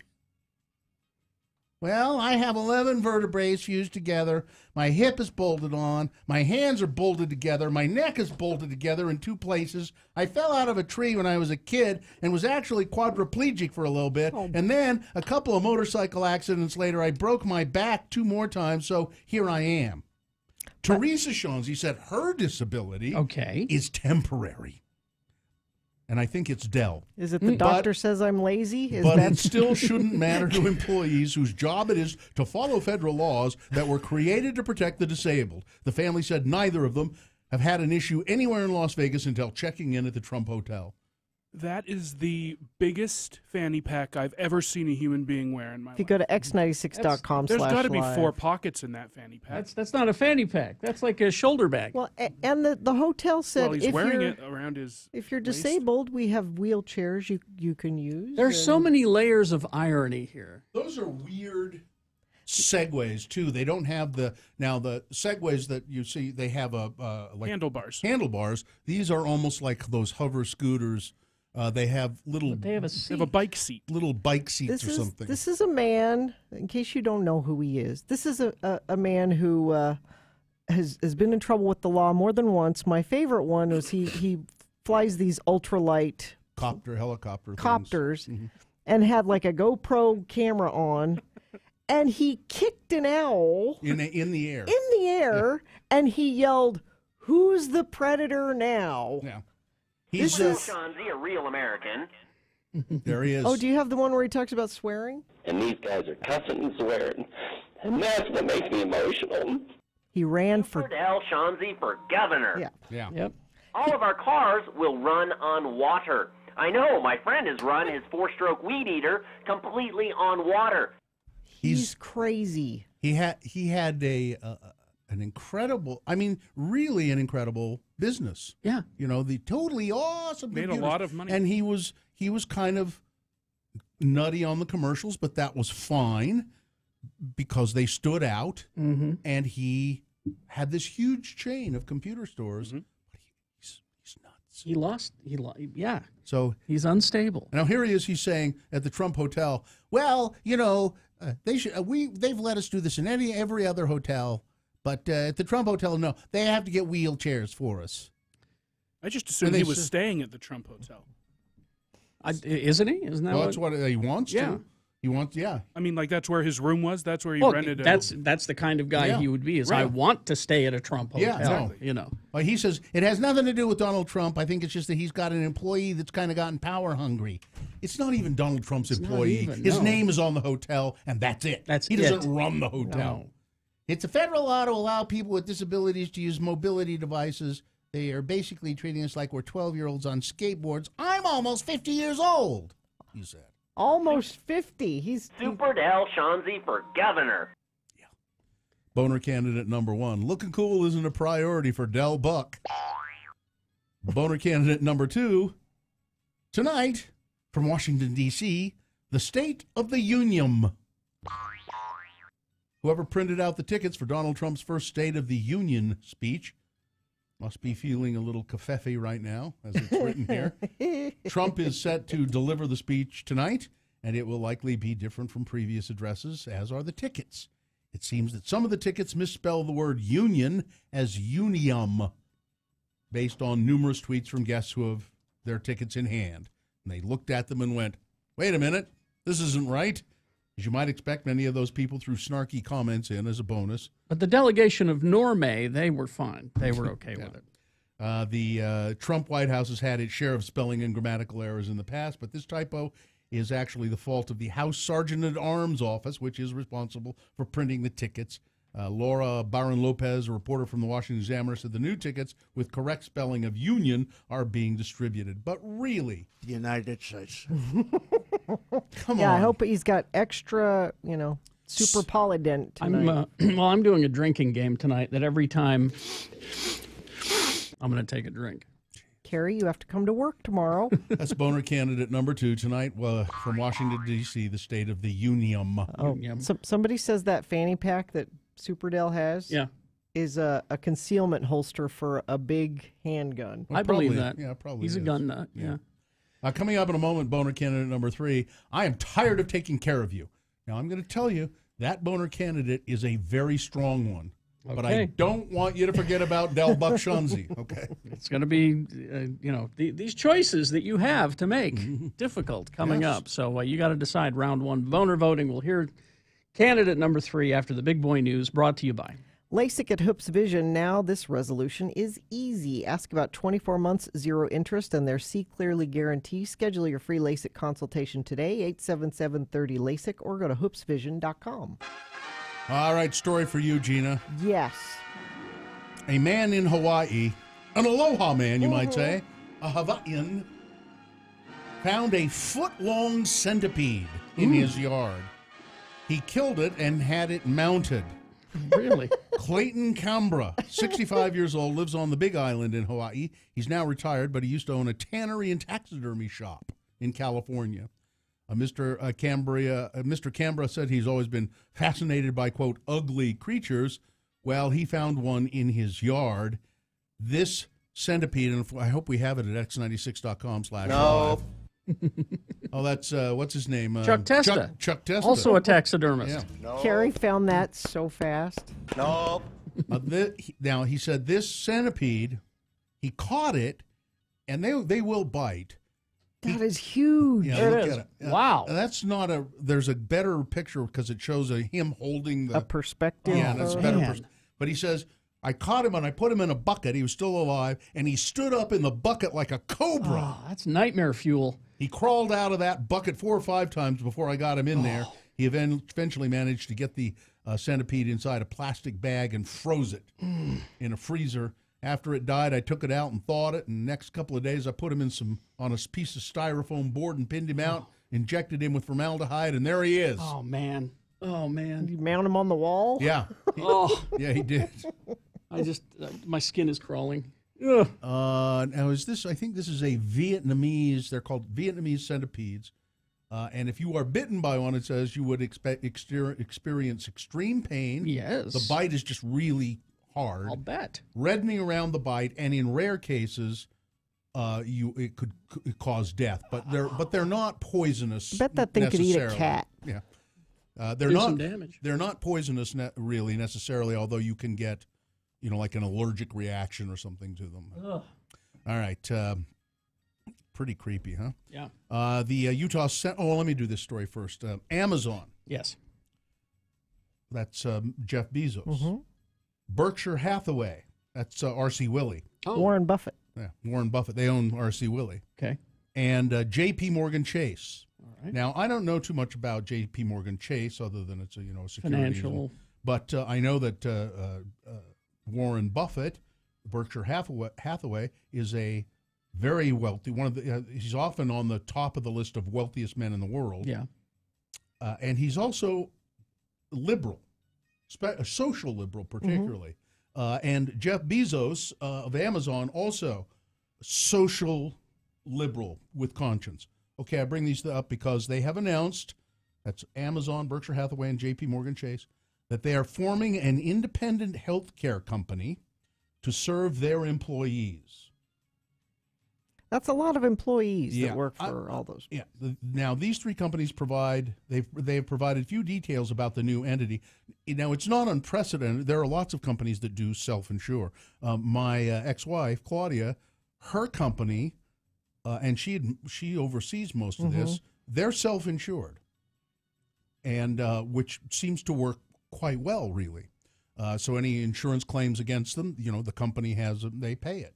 But these three companies provided few details about the new entity other than saying it would initially focus on technology to provide simplified, high-quality health care for their employees and their families, and at a reasonable cost, unlike what we are doing right now. Yeah. I mean, our insurance company Here's the is thing, horrible. This is where I would expect Carrie to go with it, because Carrie has this attitude about a lot of things. The government should be fixing this. Yes. And if companies are stepping forward and Yes. doing it, then the government's going to say, well, we'll just let the free market figure it out, and maybe you'll just happen to work for a company that provides you health care, and maybe you won't. And but not everyone is. That's not. This concerns me because I can see the government saying, well, we don't need to fix the health care They're not fixing it anyway. Well, now they have a real excuse. So here's what I would hope would happen from this. Now, this partnership brings together three of the country's most influential companies to try to improve a system that other companies have tried and failed to change. Amazon, largest online retailer, Berkshire Hathaway, a holding company, and J.P. Morgan Chase, the largest bank in the United States as measured by assets. So now, if they do this, and they do this successfully, other companies perhaps get together and do it. So big companies join together and provide health insurance for their employees but it's going to be, there needs to be a whole system for the country to do it. These individual companies and things, everything's going to be. Yes, there does. But you see what Bezos and Warren Buffett are saying. I applaud them They're for saying doing that, but it's not happening. Yeah. And our employees deserve better. Well, and so we're going to provide it for them. And if a company like Disney were to step up and do that too, Exactly. that would be. And maybe it's baby steps, Gene. And maybe it's if they can set an example for the government. That's a good way to think of it too. You're being kind. I know. I think the government's going to go, we don't have to worry about this anymore. We'll just let companies take care of it. We got to get good people in there. We got to vote better. I think if you had somebody like a Barack Obama as president, and he could point to that and say, look, it's undeniable what's happening here. It is undeniable. President Cory Booker would see that. Yeah, exactly. President Trump not going to see that. No, will do his first State of the Union speech tonight, and according to all estimates, he will offer, and he'll stick to the teleprompter for sure, as he did in Davos. He will offer an optimistic and forward-looking view, according to the White House. He will detail his successes. He will reach out to Americans beyond his base, which he seldom does. And if the past is any guide, within a few days, if not hours, of doing that, he will then destroy it by tweeting contrary things. So this is what they want me to say on the teleprompter, and then he will go out and start tweeting racist, horrible things. You can count on it. Which will make people go, so that was just the fake Trump. Now we get the real Trump again. I mean, the one benefit about all of his tweeting is that we see who the real Donald Trump is when he's laying in bed, wearing a pair of boxer shorts and an old T-shirt. No, he's a tighty-whitey guy. You think? Oh, yeah. Well, no, not when he goes to bed. When you go to bed, you put on the loose boxers. Yeah. You want to air it out. So you put on the loose boxers. Then when you get up, you put on the tighty Mike whities. Pence tucked me in the other night wearing a T-shirt with a shark on it. I nearly punched him. I got a couple of quick monkey stories here if I can get to them. A former immunology expert and laboratory director at the University of Pittsburgh, Kerry, alleges that she was fired after blowing the whistle on safety violations at the university, including an incident when a laboratory monkey infected with a, quote, select agent I've seen this movie. Escaped. According to the Penn record, court documents show former University of Immunology professor and regional laboratory associate director Kelly Stefano Cole filed a lawsuit accusing university personnel of violating the Pennsylvania whistleblower law. She said she was fired when she reported the escaped lab monkey infected with an agent which they're not talking about. It's the anger. It's the anger agent. This is 28 days later. Yep. Well, it's some infectious disease that I mean, you can make jokes that it's going to turn people into zombies, but if it's an infectious disease, it could. There's that one with Dustin Hoffman. That movie. That was a monkey too. Outbreak. That was a monkey. Remember him looking out into the bushes and seeing that monkey going, monkeys. It's a documentary. Yep. And we have an orangutan story, but we'll get to that next. No time. Sorry about that. Climate change? Climate change update. It's extra climate changey today. The record for this date is 61, and you think, that might happen today. Really warm today. Traffic, let me give you a quick update on that as well. I'm wearing flip-flops today. You are. I am. And you'll be perfectly comfortable. Yep. Crash northbound I-15 approaching 2100 North in Lehigh. The center lane and right shoulder are blocked. Traffic is at a standstill backing toward Main Street in American Fork. Crash on the exit ramp from southbound 15 to 5th South in Bountiful. Cars are on the right shoulder. Southbound Bangor at 104 South. I haven't seen an update on that in about 45 minutes. If anybody's around that area and can let me know if that accident has been cleared up, I think that would be very helpful. Text it to me, 33986. Brought to you by Get Unlimited 1.5% cash back plus a $100 bonus with Power Cashback Credit Card from Security Service Federal Credit Union. Restrictions apply. Get details at ssfcu.org. All right, here's boner candidate number 3. This is a very strong boner candidate. But don't forget Del Shanzi in number 1. Don't forget the State of the Union. Mm-hmm. But this one, I am tired of taking care of you. A Florida man is accused of beating his disabled, and by disabled I mean armless and legless girlfriend. Oh my! What? Because he was tired of taking care of her. Oh, why do you have to put this up against? Well, I'm sorry, it just happens that way. Oh, look at it! And he says he prefers to go to jail than take care of this armless, legless girlfriend. Patrick Moan, M-O-A-N. He's only 37, but at x96.com/live. Was her name Bobby? That's a really... Huh? Armless, legless. You know the armless, legless jokes? Yeah. Matt and Bob. Bobby, I don't... It was... No. No? Uh-uh. All right. Okay. Moon River! Yeah, you got a good sense of humor. The woman is in a wheelchair. She couldn't call the cops because she didn't... Is this a real story? Yes, apparently it is. Because that guy looks like an actor. If you're a casting crazy person. Yeah. Yep. Right, Boner candidate number 3. I'm tired of taking care of you. All right. Let's review the first two and vote. We had Boehner candidate number 1, which was looking cool isn't a priority for Del Buck. Yes, it's our old friend Del Buck Shanzi, who is now down in Las Vegas causing trouble. Very upset because he and his wife have been banned from using their Segways because they're so disabled at the Trump Hotel in Las Vegas. Boehner can't. They want to be able to roll through the casinos and roll it up into the elevators. See why they don't want them doing that. Boehner candidate number 2 tonight from Washington D.C. The State of the Union tickets featuring a major misspelling of the word union. They spelled it unium. And Boehner candidate number 3. I'm tired of taking care of you. All right, there we go. You got to decide. Bobby. Which one of these 3 is the worst in round 1? Which one of these 3 deserves to go to Boehner Fight and get a 50-50 chance of becoming Boehner of the Day? 1, 2, or 3? You remember the candidate number? Put that number in the message of a text. Text it to 33986. That's our text short code. Let's see. You can call 877-602-9696. Speak. Or you can go to x96.com and look for the box that says Boehner Votes January 30. I think it's what it's called. I don't know. Many ways to vote. If you don't see that box, refresh.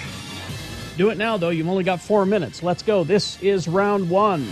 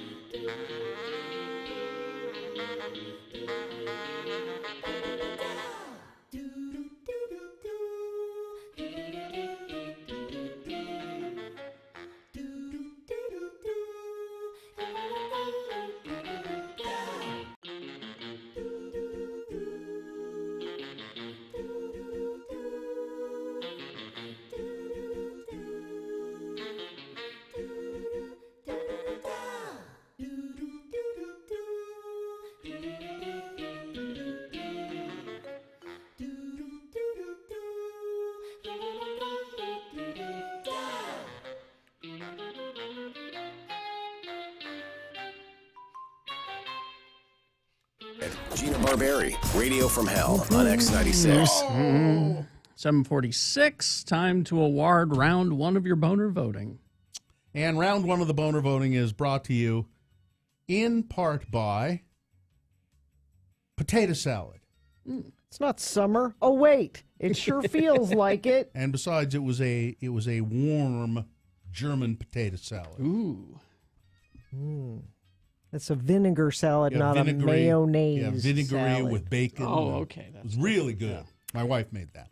And board game lovers, Haster Games has what you need. Pokemon Ultra Prism is available for pre-orders with a February 2nd release. And Star Wars Legion is coming soon. Need Valentine's Day gifts. Board games last longer than chocolate. Go to HasterGames.com. So we had boner candidate number one, looking cool, in the priority for Del Buck. Yes, Mr. Shanzi, the former proprietor of totally awesome computers. Gun nut. Brandishing a gun at people out there in was Draper out on South Mountain. Gyrocopter aficionado who kicked an owl in flight. Total all-round nut job. Ran for governor. Ran for another office somewhere out there. He's now in Las Vegas causing trouble. He and his wife banned from using their Segways at the Trump Hotel, and they are angry. I wish there were video of this. I want to see them driving around. And then boner candidate number two, there probably is somewhere.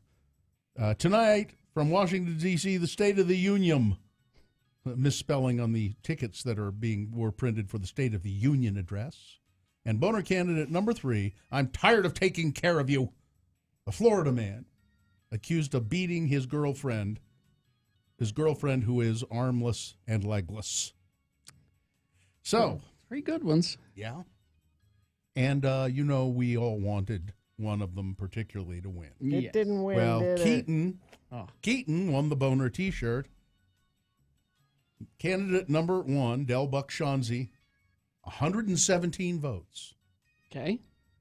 Candidate number two, State of the Union, 31 votes. Wow. Candidate number three, armless and legless. What's her name, Gina? Well, I said Bobby. The all-knowing suit says, no, I'm sorry. The correct answer is Peg. But, Okay. 125 votes and winning. Boner candidate number three. Moon River. I'm disappointed. That's disappointing. Close, though. I mean, it's on any other day, I would not be disappointed in that one. But all right, you guys decide. That's all there is to it. So now you've picked your contender for this is the round one winner.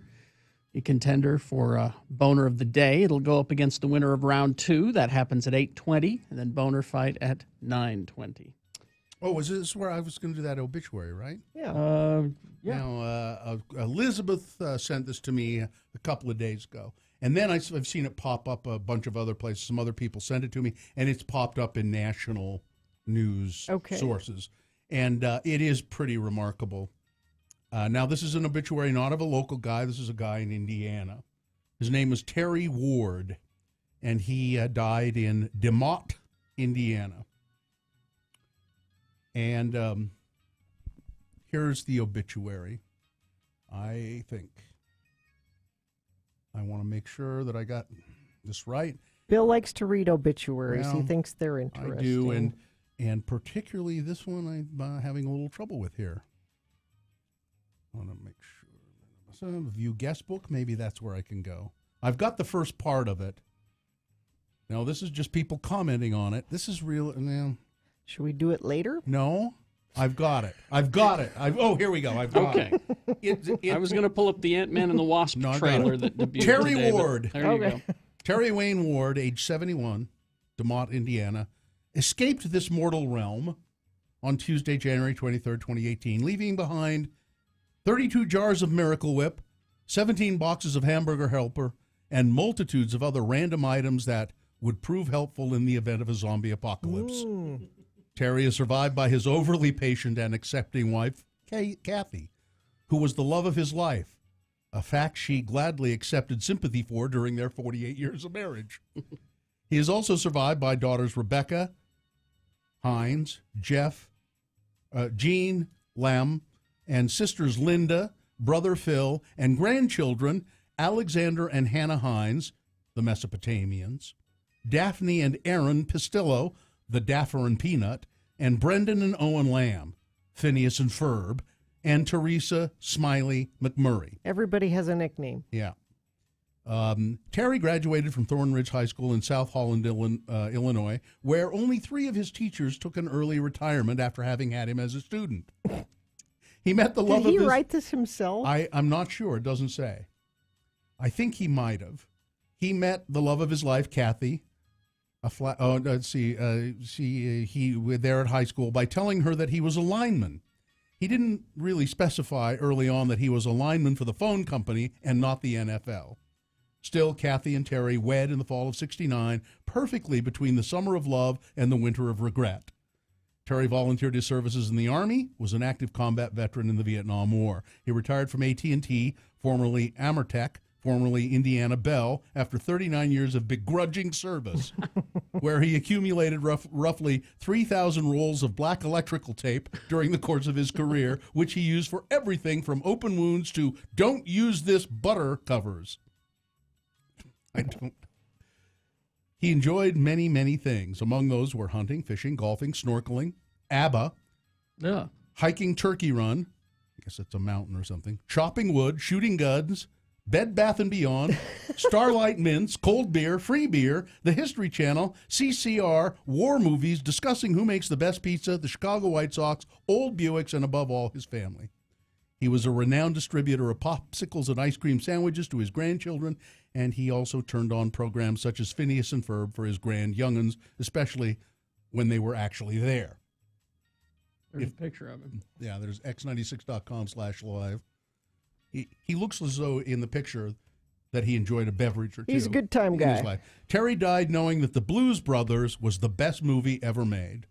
Well, I don't know about that. That Clint Eastwood, young Clint Eastwood, was the baddest ass man on the planet, and hot sauce can be added to absolutely any food. He despised uppity foods like hummus, which his family lovingly called bean dip for his benefit, and then he loved it. Oh, it's just bean dip. Just bean dip. Oh, okay. Yeah, hummus is like the least uppity food. He couldn't give a damn about most material things, and automobiles were never to be purchased new. He never owned a personal cell phone and had zero working knowledge of the Kardashians. Tremendous and heartfelt thanks go to the truly exceptional nurses at South Lake Methodist Hospital Neurointensive Care Unit, who provided much more than nursing care for Terry, but also provided a peaceful and compassionate environment during his transition from this life to the next. Friends can visit with family, so forth and so on. And that's pretty much it. Memorial donations in Terry's name can be made to your favorite charity or watering hole. Somebody who has knowledge of this says that his daughter wrote it. His daughter wrote it. It's. I appreciate a sense of humor. I do, and I think it really does behoove us all. I think I've said this before because I find obituaries fascinating. That you really should write your own down in some way, shape, or form, the way you want it to sound. Now, your family may change that, but if you're insistent about it, write it down the way you want it, the way you want to tell people that.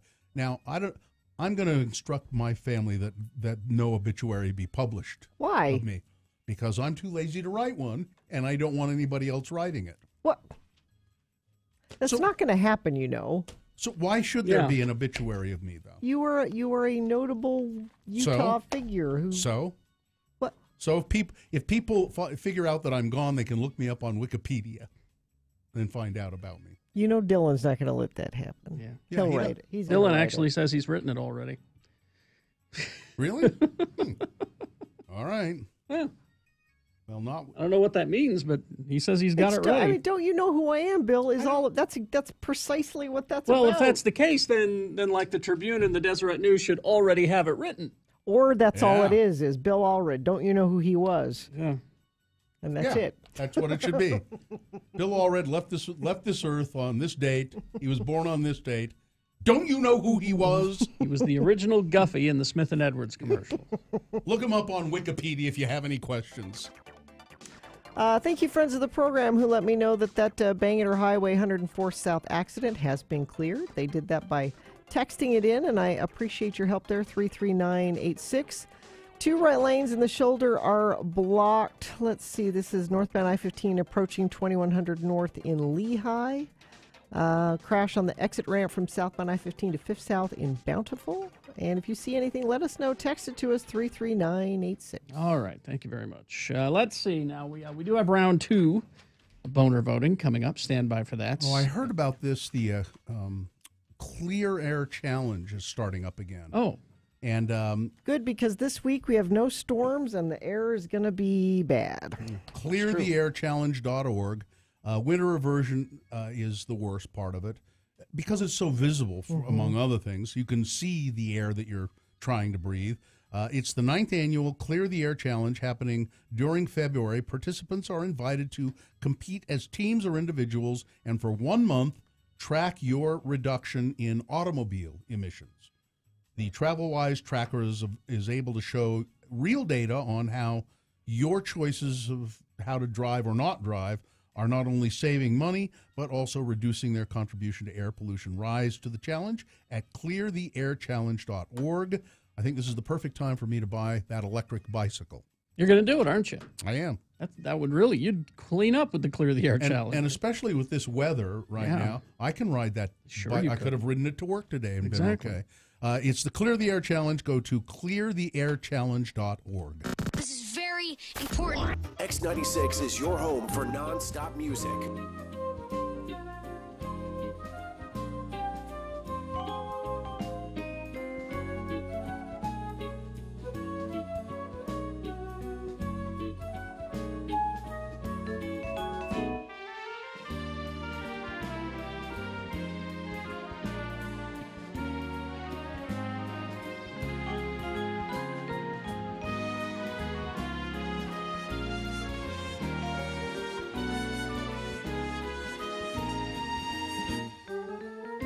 Well, I have a story for Gina to begin the news. I'm ready. Well, and I know this is a story that Gina will really like and be interested in because she sent it to me. A man who murdered his niece, a niece who was also his lover, by smashing her. What does that mean? It's a detail. Yes, it is. There's more. But wait, there's more.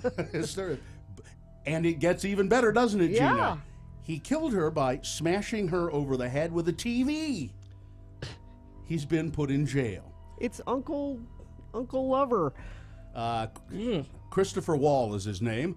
was convicted of battering Haley Wall, who was his niece as well as his lover. He was been ordered to serve a minimum of 14 years behind bars. Only 14 years? A minimum. You kill your niece who you're having an affair with a TV, and that's not automatic forever? Well, Gina, I don't know where this is exactly.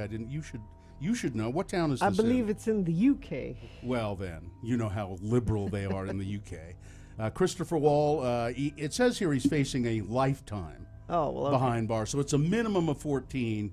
It's 14 to life, I would guess. My guess is they won't let him out for a long, long time. She was found with a bloody head outside a supermarket in Bournemouth after being battered by Mr. Wall. Before she slipped out of consciousness, she was able to tell emergency crews her name and address and that her partner had beaten her. When police visited the home, they found signs of a disturbance on the second floor, including a door on the landing that was knocked off its frame and 2 long dark hairs embedded in a crack hallway up the door with a number of blood spots. Embedded in a crack halfway up the door, I should say. Officers also found a large flat screen TV at the bottom of the stairs, and there was blood all over the flat screen TV, and he finally said, yeah, I beat her with the...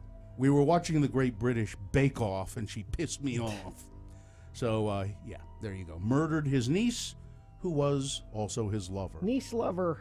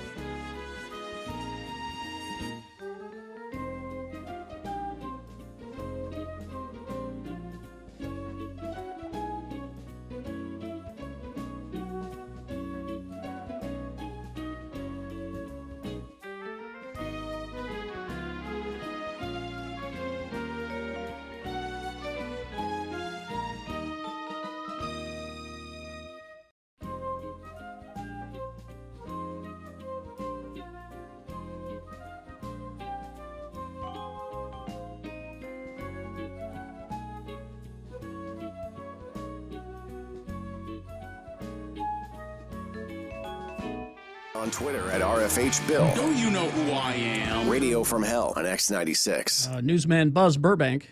I know who Buzz Burbank is. With a quick fun fact. You know? 44 years ago tonight, Richard Nixon, in his State of the Union speech, said it was time to move past Watergate. He was gone 7 months later. That's what I was wondering how long it took. Ed Brass reminds me, by the way, just to go back to the obituary really quick, he texted me. He reminds me that I had previously said my obituary would simply read, "Gone Fishing." But I think I'm changing that, Ed, to "Don't you know who I am?" Who I what? Or who I was. Hey, Dylan, come in here. Because Dylan's... What's up? I like "Don't you know who I was?" I like that. Don't you know who I was? I like that. I'm going to start saying that when I'm not doing this job. I'm still alive, but... So, I want to... You know how I love all of you. and I'm glad, Bill, you have found a woman that is right for you, and you're in love, and Carrie too, and I'm working on Richie not ruining his relationship with this girlfriend that I like. She's too good for him. Yeah, I hope my wife is listening because I do, my dear, adore you. Yeah, you guys are a good match. You guys are good. So, and I love Dylan, and I want the same thing for him. Thanks, Gina. I mean, I assume you want that. You bet. assume So you've brought my son in here to make him the object of ridicule. No. It's I'm the trying cheese to, stands alone, isn't it? I'm trying the to cheese help stands him. alone. I'm trying to help him. When I saw this list, I thought... You're the cheese, Dylan. Just remember that. Oh, I don't even like cheese. Well, that's part of the problem.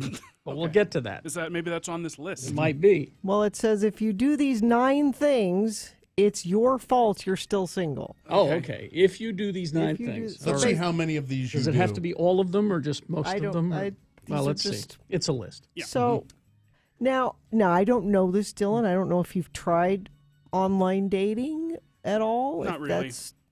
But it said if you do the online dating, you're not careful about the photo you post of yourself. You just sort of grab some random photo. You don't. Oh. So he hasn't done that. No, so. you got to think about that. Even your Facebook photo. It amazes me how bad people's Facebook photos are. Well, you have a picture of yourself with Penn Jillette. That's the not one. right now. Well, that's the one I have. It pops up on all my stuff. There's one of you where you're by a bridge. The Golden Gate Bridge. That's a good. That was taken professionally. That's a good photo of you. Okay. So if you decide to online date, use that one because it shows that you travel. Mm-hmm. Yeah. Give a little hint and women love men who like bridges. And yes. It's a headshot, which is always my favorite. Yeah, me too. You take too long to respond to texts or emails. Nope, I'm the opposite. You answer too quickly, and so you appear desperate. Yeah. I'm just pretty on top of that. I don't like stuff in the inbox waiting to be answered. So it's a far, little OCD more than. So far, desperate. you should get a woman right away. Well, let's keep going down the list. Let's see how we do. Be careful about being hard to get, too hard to get, not showing enough interest. No, he doesn't do that. It's a fact of dating that we're attracted to people who like us. So let your feelings show. I don't do that. No. You know? Okay. Not in that kind of way. You don't try to be hard I let to my get. anger to you show. Well, so far. But I'm not very good at expressing to women that so far I would you be should interested in dating them. So far, you should have women hanging all over you. Maybe you're not ready to date. Oh, well, there we go. Maybe you're not emotionally in a good place, yet you're trying to date. The cheese does not care to date, right? Yeah. I don't like this new nickname that's starting up. The cheese. Let's see. If you are dating, you look for the flaws in the person immediately when you start dating. That's hard to not do, I think. Oh, I think that's the opposite. You don't really notice the flaws until you're trapped. This says, for example, if you suspect that your date isn't very athletic, it's not helpful to ask about their weekly exercise routine. No, you look when you really are smitten, you just look beyond all of that stuff. Yeah, and then once you're married, you realize, well, this person doesn't do anything. This probably says more about my self-esteem, but the first question I ask, like when my friends will try to set me up, is, okay, what's her deal? What's wrong with her? What's her damage? Why would you do that to her? Why would she want to date a cheese? How is she broken? Yep. Well, this next one is you believe there's something wrong with you. Like with you. There's a reason I'm not in a relationship. There must be something wrong with. You have that bad inner monologue going on. Yeah. Nope. Yep. Yeah. There's a little bit of that. Yep. I see doctors and all kinds of stuff for it. Take a pill. Oh, well, here's another. Look how cute he is, though. I'm adorable. You tell yourself, I'm sure this won't work, before you even go on the date. I'm sure there's something wrong with this person. I'm sure this will never work. Mm-hmm. Trying is the first step towards failure. Mm-hmm. Homer Simpson taught us that, and I live my life by that. Mm-hmm. Let's see. You're not making it a priority. The task of finding a person with whom you share your time with should be an important goal of your life. Give it the time and attention that it deserves. The cheese stands alone. No. The cheese stands Is alone. any of this helpful to you? You bet. It sure is, Gina. It's real helpful. And he's feeling better about himself Is there more? No, that's it. That's Dylan is awesome. Yes, he is. He's cute and he's funny and he's nice. He's nice. He's and, smart. and also, And he's Dylan, you know, smart. it's okay to be single. Yeah. It's perfectly fine. I'm just saying eventually when you don't want to be. It's the societal pressures around you that are making you feel insecure. It's Gina. I absolutely agree. Pressuring you. It's society and Barbary. I don't mean to pressure you. No, that's okay. I don't care if you date. Listen, if you want to go on a date with somebody who prefers to go to movies alone, I'm your guy. Well, you could go together, just sit apart. How about that? Yeah. We'll get the tickets together. We'll each get a separate popcorn. You sit over there, and I'll sit over here. Yeah, and don't talk to me. Yeah. And then you go to dinner. Always go to the movie first, and then dinner after. So you Maybe we can could talk even go to about it. 2 separate movies. And I'll go see The Post, and you can go see The Greatest Showman, and then we'll meet up for dinner afterwards. This list has me thinking.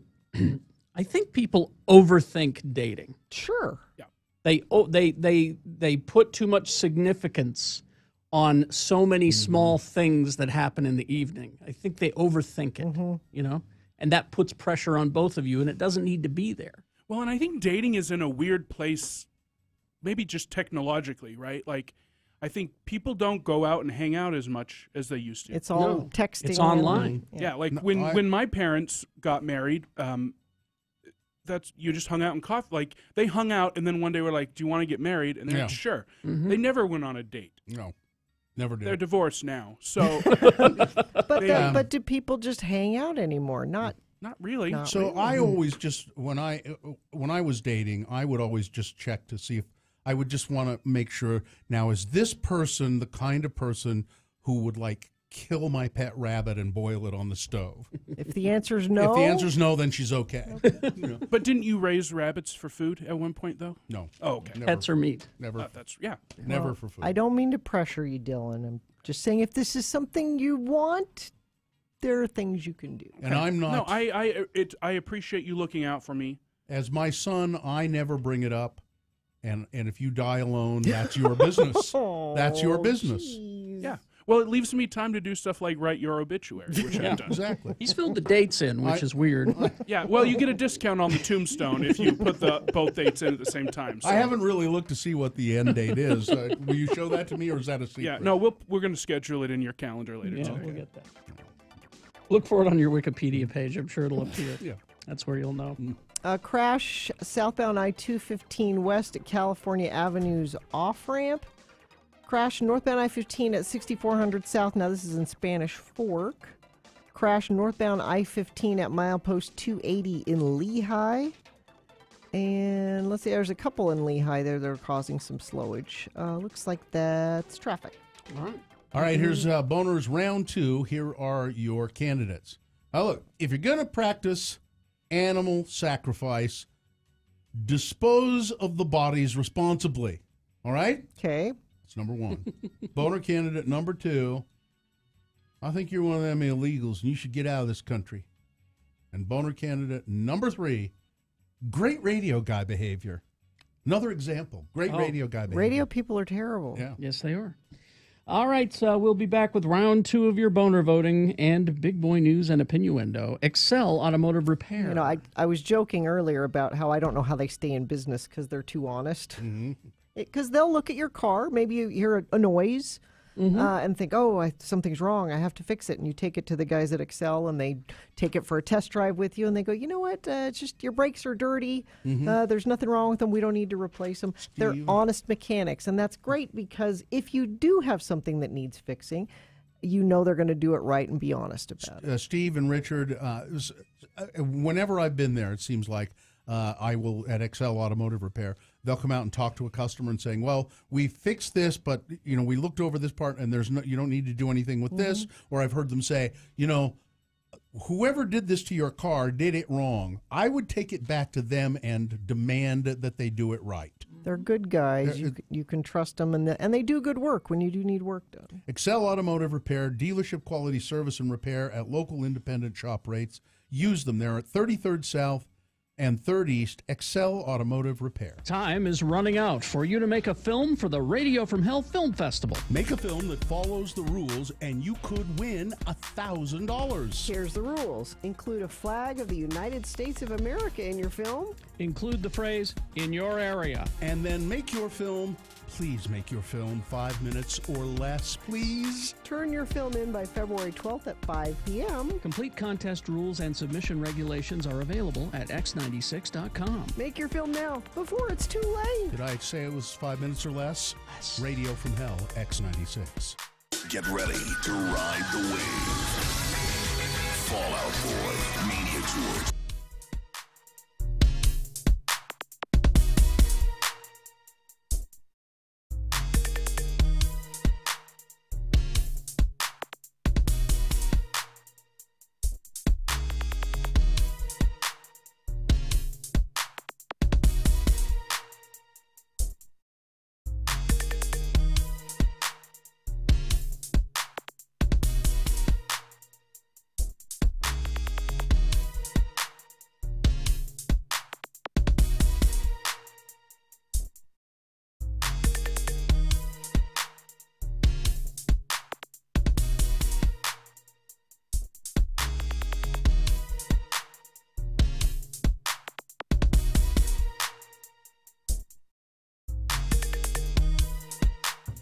I don't know how it happened, but somewhere along the line, a rumor started that I hate kids. Well, it began to reflect poorly upon this morning show. Not just me, but on this morning show and on this radio station. Yep. So in order to combat this horrible, horrible rumor that I really, really hate kids, I've decided that it's time for a public service message every Friday at this time called Just for Kids. And I do this because I'm a role model. Hi, kids. It's me, your role model, Kerry Jackson. You know, the guy you want to grow up to be. Sorry we have to do this, but I got to talk to you about a new high that's going around. Now, on the street, they're calling it chugging the udder. Huh? Tipping the teat, lapping the lactate, pastures new, chasing old Bessie, or riding the White River. Yes, kids, I'm talking about this new high. Yeah. And I'm here to tell you, you should never, never try to drink an entire plastic jug of milk in the space of an hour. Never do that. Don't do that? Now, I'm talking the vitamin D milk, not the 2% or the low fat. All right. The strong stuff. And it's got to be the real thing. It can't be that lactate. Don't ever drink an entire plastic jug of milk in the space of an hour, okay? Now, some say that it creates a kind of euphoria, kind of like the time I drank too much Jägermeister. I mean, woo. I was messed up. Now, others say that the human body cannot possibly digest that much lactose in an hour, and it will just make you vomit. Be careful of those people, kids. Those people are called scientists. And as our president has made very clear, scientists cannot be trusted. Besides, they just want to keep this secret all to themselves. So never drink a gallon of jug in the space of an hour, because when you chase old Bessie, nobody wins. This is a message from me to you, kids.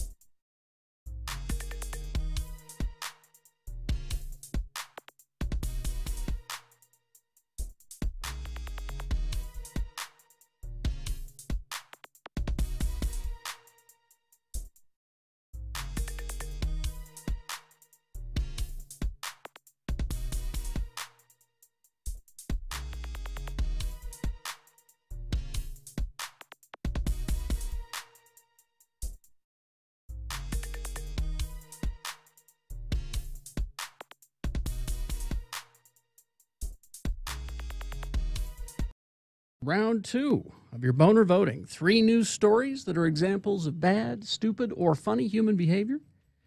And you will decide with your vote which of these 3 is the worst. Which of these 3 deserves to go forward to Boner Dome for Boner Fight and get a 50-50 chance of becoming Boner of the Day. 2 candidates now, then a third after the news. Once you've heard all 3, you'll vote. One of you lucky random boner voters will receive. Well, if you find Bill on the streets of Salt Lake City and you stop him and say, hey, I was a random boner voter, I'm here for my hearty handshake. And I'm around. I'd be happy to give you that hearty handshake. I did it yesterday, as a matter of fact, at the gym, the guy's birthday. Even in these times of the flu, you're still willing to brave the flu and hearty handshake. Who was killing people. I know, but I don't worry about that stuff. Don't you know who I was? All right, here's boner candidate number 1. Look, if you're going to practice animal sacrifice, dispose of the bodies responsibly. A decapitated lamb found floating in a canal behind a home in Cape Coral. Police said the killing is legal if it's linked to, and they think it is, linked to religious sacrifice. Yeah. Dylan, I don't want to see that. Why'd you... Well, it was blurred out, but still. No, but... Disturbing. But now, dumping the body into the canal, that's illegal. Happened on Southwest 11 Place near Chiquita Boulevard. This is in Cape Coral, Florida. Fiona Martin never expected to find a dead animal behind her home, worried it was somebody's pet, called the police. Police said, probably not a pet. This looks like a religious offering, a Santeria thing, probably. Although that's not mentioned here in the story, but I don't practice Santeria. No. But there are people in Florida who still do. It's disgusting. I feel bad for the animal, she said. I was just walking down there, looking at the view, and then I saw the dead body. She said Sunday, the lamb's body has been floating in her canal since Saturday, and the warm and windy weather isn't helping matters. Doesn't smell very good, she said. And it's not the first time that they've received calls like this in Cape Coral. 5 dead chickens, also decapitated, found in a canal in Cape Coral. And it's disturbing. The neighbors, police said, these sacrifices are protected under religious freedom. But as long as the animal is treated humanely and disposed of, treated humanely right up until the moment that they cut its head off. Yeah. Boner candidate number 1. If you're going to practice animal sacrifice, okay. But make sure you dispose of the body responsibly. Here's boner candidate number 2. I think you're one of them illegals, and you should get out of the country. Supporters of President Donald Trump singled out dark-skinned lawmakers in Arizona, legislative staffers, and also children at the Capitol on January 25th as they protested congressional efforts to pass immigration reform. This is according to staffers of the Arizona legislature and 2 Democratic legislators, according to the Arizona Capitol Times, waving large flags in proud support of Donald Trump. While standing between the House and Senate buildings, the protesters, who were also armed, of course, asked just about anyone who crossed their path if, quote, they supported illegal immigration. One dark-skinned Arizonan, who was asked if he was in the country illegally, was Representative Eric DeShaney. You mean an elected official? A Navajo lawmaker. I'm indigenous to these lands, Representative DeShaney said. I was here before you. My ancestors fought and died on these lands. I just told them, don't ask me that question. Legislative staffers Lisette Flores, Ciliana Robles, had gone to a local farmer's market for lunch. They were also accosted when they came back to the Capitol. We were walking back. They started yelling, get out of the country. At that point, they pointed to Lisette, called her an illegal, and said, get out, go back home, Robles said. But they pointed at Jana Hearn, who works for the House, and they said, no, you can stay, because Ahern is light-skinned. She's white. You stay. You can stay in the country. You people get out. So this is about race? Apparently. Carrie, it's about... I thought it was about immigration and following the rules. No. Apparently, it's always been about race. What What wrong have these people done to you? Nothing. They have dark skin, and that makes me uncomfortable. How does... Get out of the country. You must be illegal. This is not a problem. You Navajo, get out of the country. Go back to where you came from. You can make the argument that Mexican people were here before we were here. No kidding. Especially out here in the West. Not in the history that we've written. Boehner candidate number... God, Lord. These people are so... It's frustrating because they're racist and they're stupid. I remember when racists used to be embarrassed. I miss those days. No, they're emboldened. And now, they were quiet. Yeah. Your presidents are racist, so Boehner you can candidate be a racist. number 2, I think you're one of them illegals and you ought to get out of the country. All right. Coming up in a moment, we got Boehner candidate number 3. Great radio guy behavior. Boehner candidate number 3 for round 2. Coming up after this here Big Boy News and Opinioendo, brought to you by. Stop buying disposable office printers off a shelf at the big box store. Get the highest quality commercial-grade printers from Valley Office Systems for a whole lot less than you would expect. ValleyOfficeSystems.com.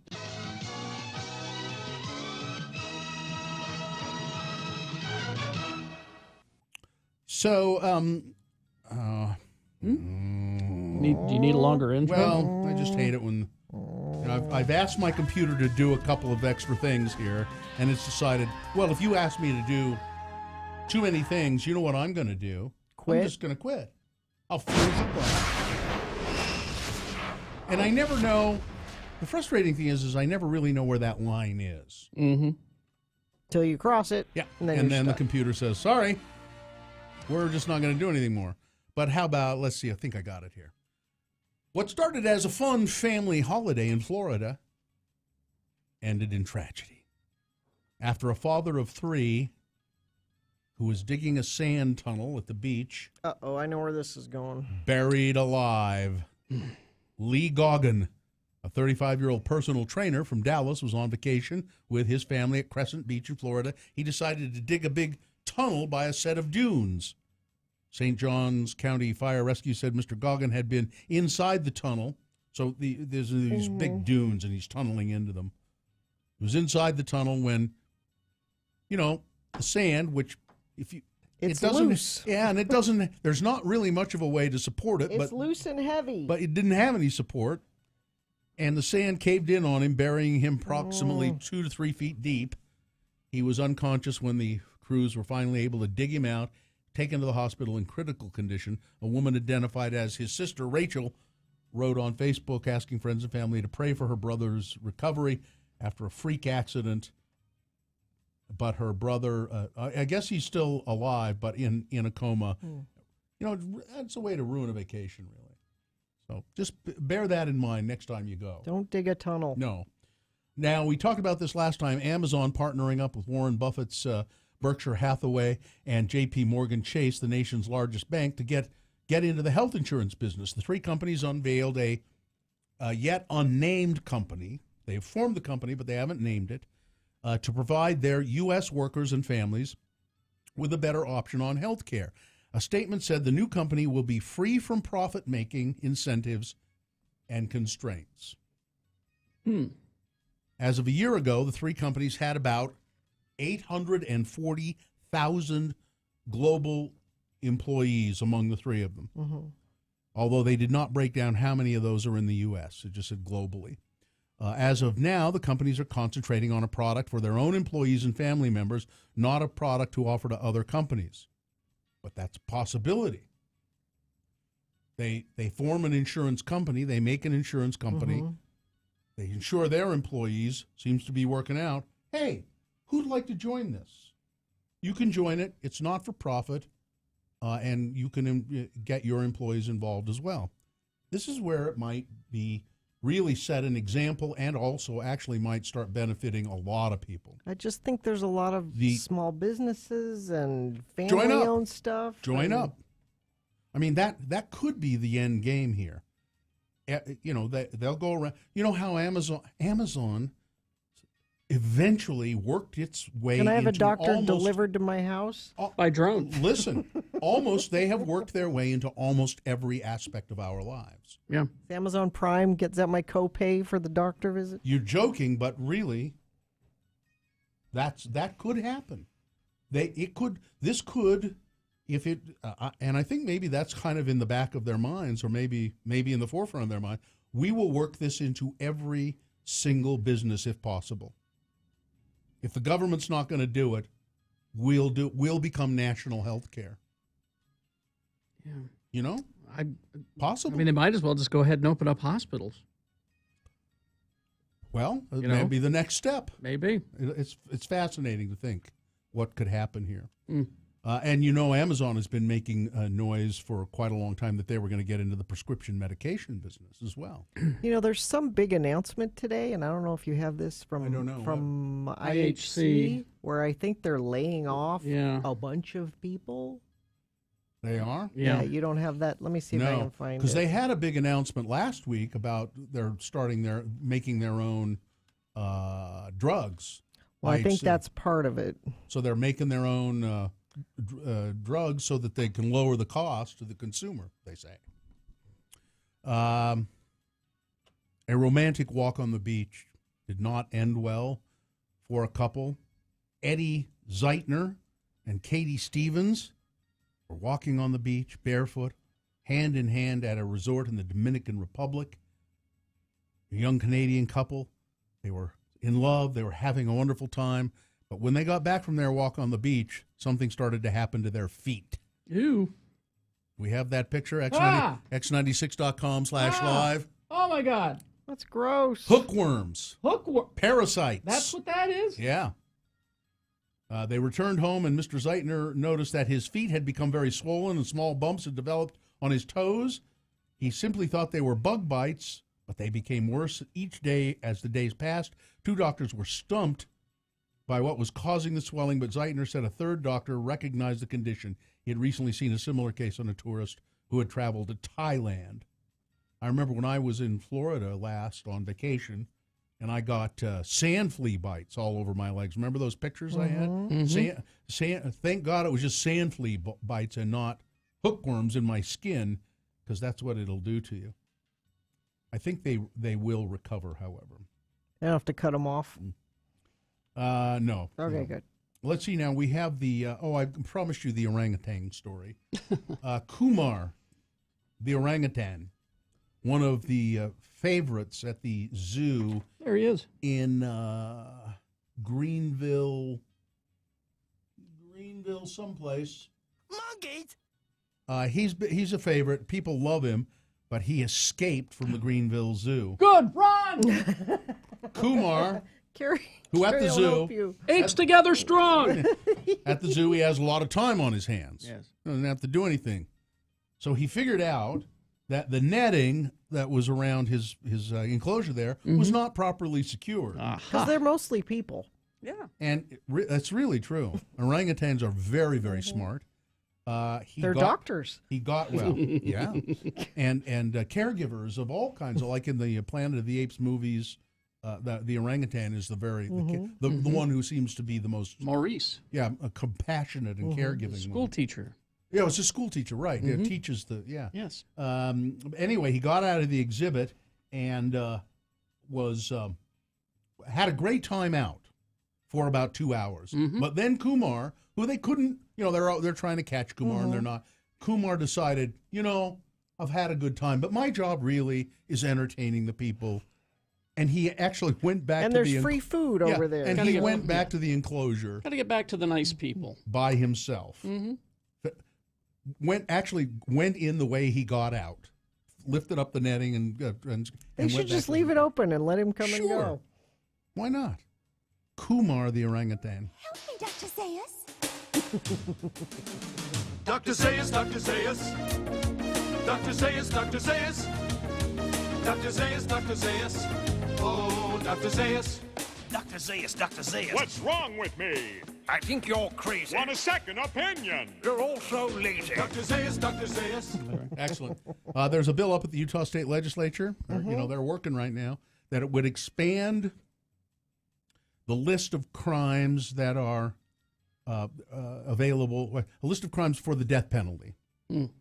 Senate Bill 30 would enhance the death penalty for killing private security officers and various first responders.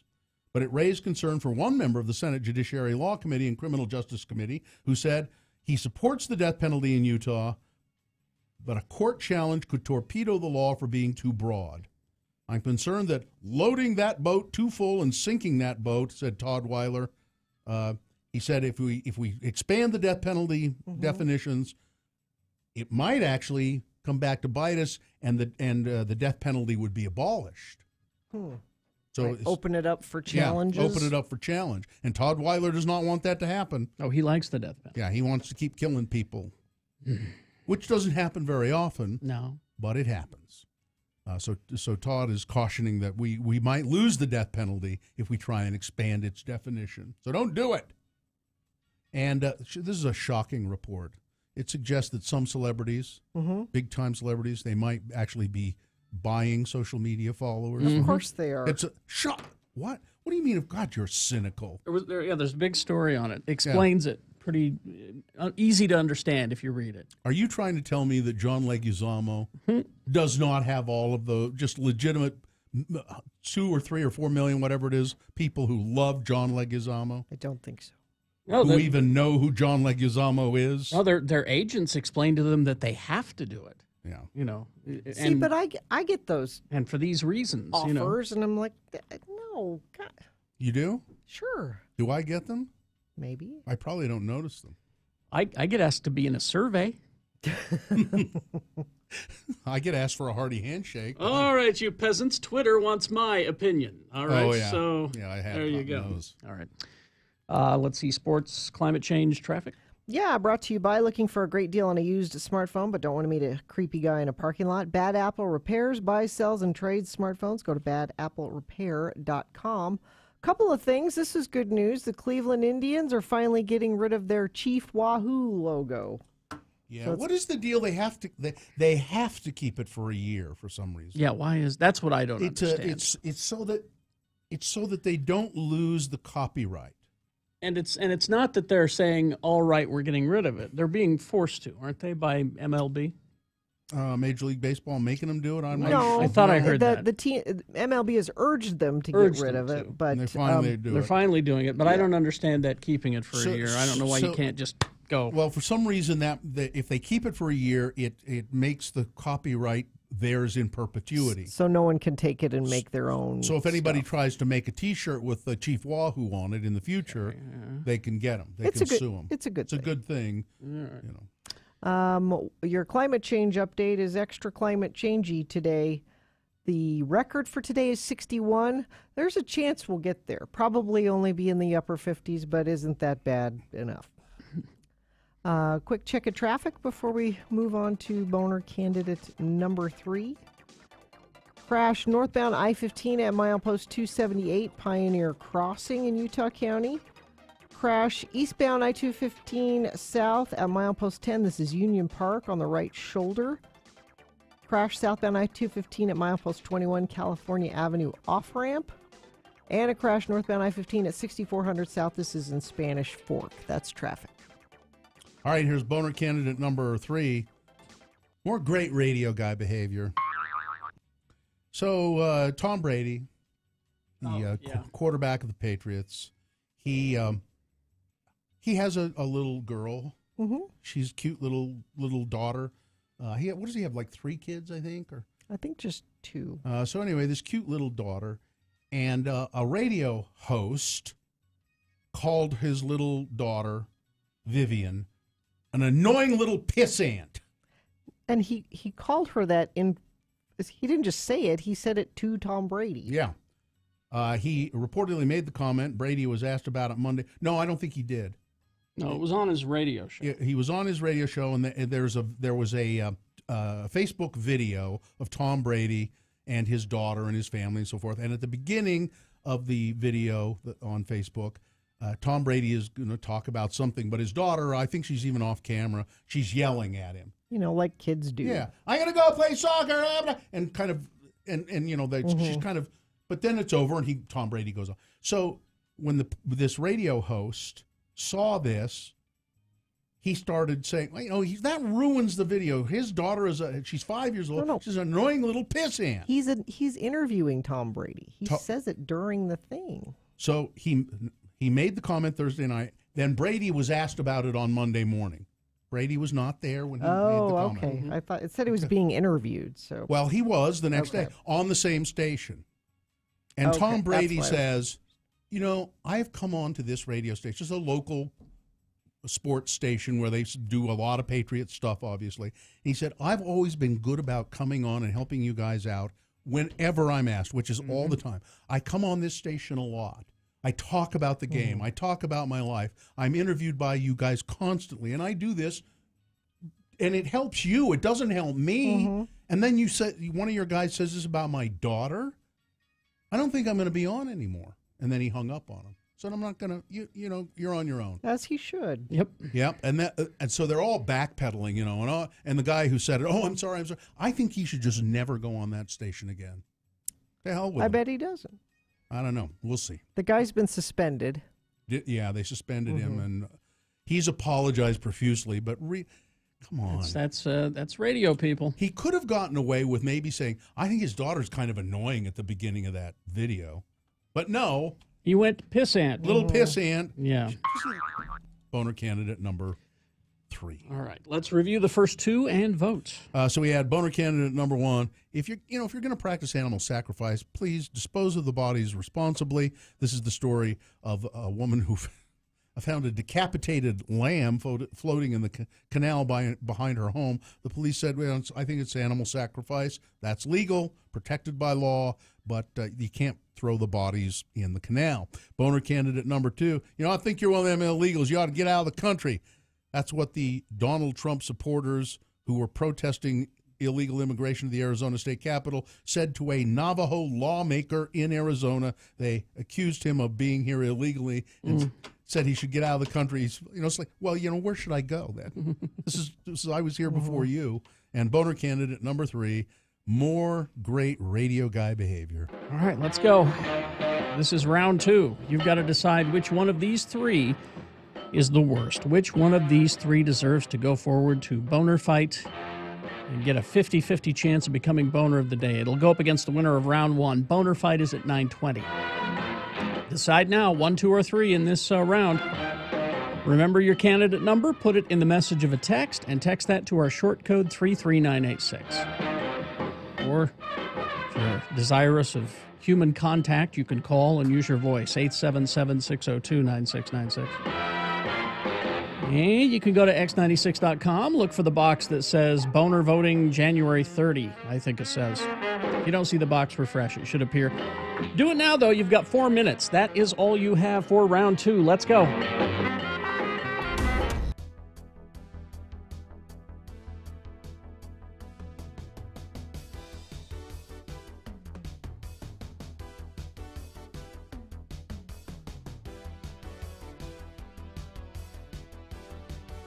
All right, so we're downtown now. We're Broadway media. Yeah. Because our building is on Broadway. Yeah. Third South. Now, the mayor has taken an awful lot of time and money to build very special bicycle lanes. Yes. Here on Third. Dedicated. They're very nice. Dedicated. So I'm walking down Broadway yesterday, and here comes a bike rider toward me on the sidewalk. Jerk. On the sidewalk. He's on the sidewalk, riding his bike down the sidewalk, coming towards me. Wienermobile! Sorry. For some reason, the Wienermobile's outside. I'm sorry. I knew she'd do that. I ignored it. You ignored the Wienermobile? I did. You can acknowledge in your head the Wienermobile when someone's in the middle of telling a story. I'm sorry. It's on Third South, Broadway, where your story takes place. So the bike's coming toward you. Bike's coming toward me on the sidewalk. Tell the story to me and shut up, Mike. Yeah. And so and this is exactly how I did it. I wasn't a jerk about it. I wasn't, hey! I never did that. Mm-hmm. I went like this. Bike lane. You could use the bike lane. Said it exactly like that. Mm-hmm. And as the guy zipped past me, he yells, F off. Hug off. I mean, why? I would think you would prefer to use the bike lane. Sure. Why would it be more attractive to drive down the sidewalk than the bike lane? What could you tell? What sort of it was biker and well, he was casual, I think. Was it a hipster or was it a was guy? Kind of a hipster. Or was it a DUI guy? It was a mountain bike, younger guy, no helmet. Not a DUI guy. No. But then a minute later, so I just kept walking. A minute later, he scoots right up next to me. Were you nervous? And I'm like, I didn't know what to think. He said, dude, I listen every morning. That was an awesome interaction. He turned around and came back. He realized who it was that he had just told to hug off. Yeah. And I went, okay. I just, the mayor spent an awful lot of time and money on that bike lane. I just thought you might want to use it, is all. Did he explain why? He rambled about how he's a passenger, he's a rider, he's a pedestrian, he just goes wherever, some sort of crazy. Oh, he's like... It didn't make any sense, and I just kept walking. So. But he turned around and came back. Did he apologize? Did not apologize. I think that was his way of apologizing. Saying I listen to your show. Saying I listen to your show every morning after I tell you to F off. Well, I don't know. I think I might have said, that doesn't make it okay. I didn't care to interact anymore. Once he started going on about how he's a pedestrian and a passenger and all that. Doesn't make any sense. I went, okay, I don't want to talk. I don't want to talk.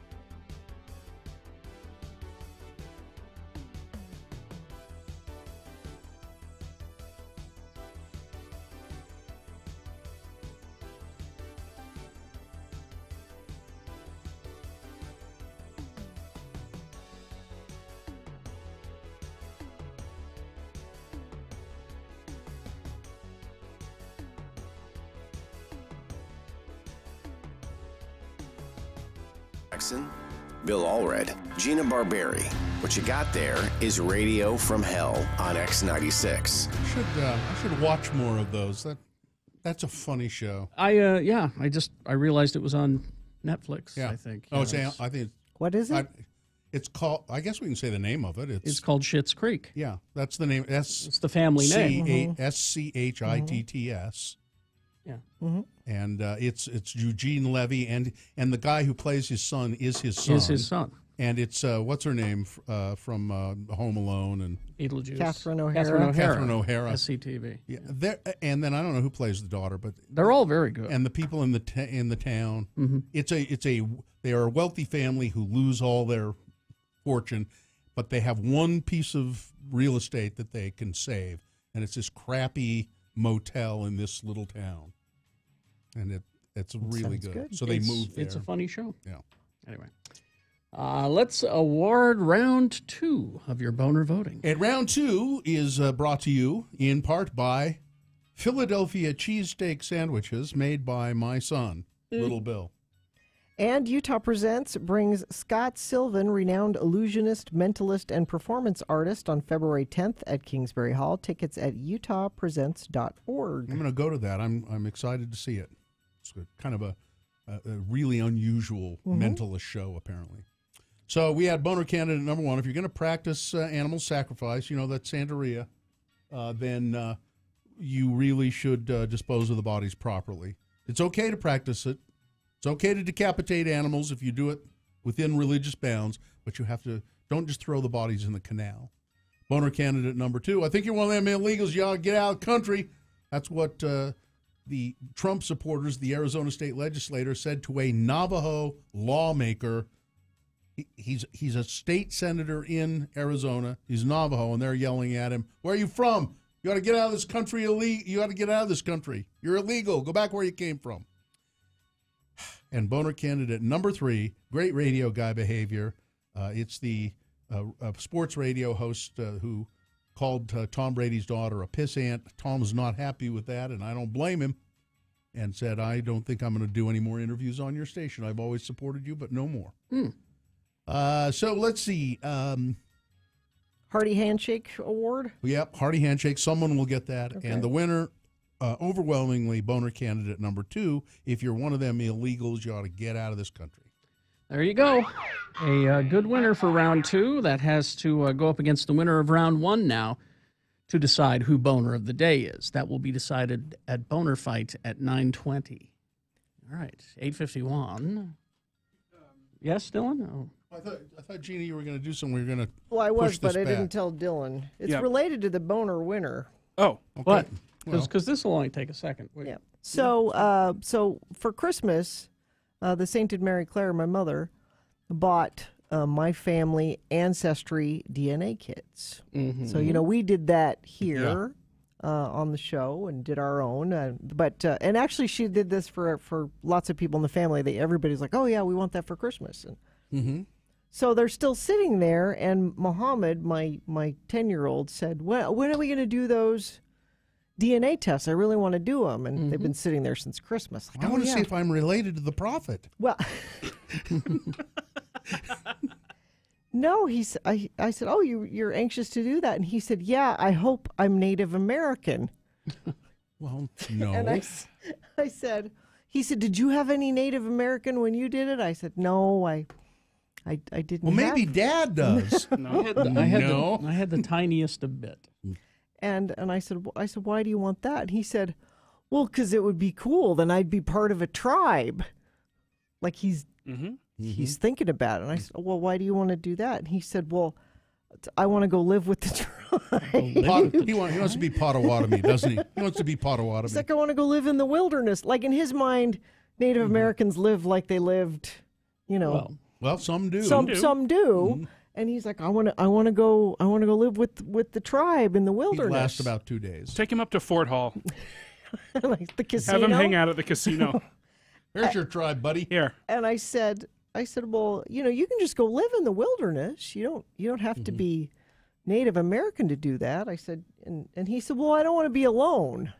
I want to be in a tribe." A tribe. And I said, "Well, maybe the woman you marry will like the wilderness, and you guys can go live in the wilderness together." No, Mom, I want to marry a woman like you. And he said, "Well, no, but I want to be around a lot of people. And I don't want sister wives. I just want one wife." He's really put some thought into this. Yes. He wants a tribe with one wife. So now teepee, is a teepee involved? Yeah. He wants it. So now I'm crossing my fingers that somewhere on the other side of the family, there's some Native American, even a tiny sliver of it, because that will make him so very happy. Well, as Corey points out, he has survived a bear attack, so he's right. living in the woods. He has some options. He could probably just get some money and go buy his way in to a tribe. Buy his way into a tribe? Yeah. Number 2, he could start a cult. Yeah, that's the ultimate tribe. And I think that's really where this is going to head for him. That's the ultimate tribe because you can make money. Yeah.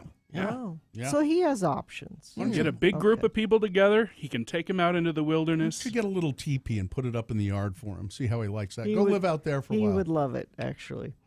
He would love it. There's no sushi in the wilderness. You have true. to make it yourself. Does he No, know that? He says. I said, "What are you going to do for a living?" We had a long conversation about He this. has really thought this out. He said, "I'm going to fish, and then I'll take the fish I catch, and I'll take it to town, and I'll sell the fish. I'll take it to I'll town. take it to 'Cause I town live out of town and get provisions. Yes. My wife will make beaded work. I'll get antibiotics. Yeah.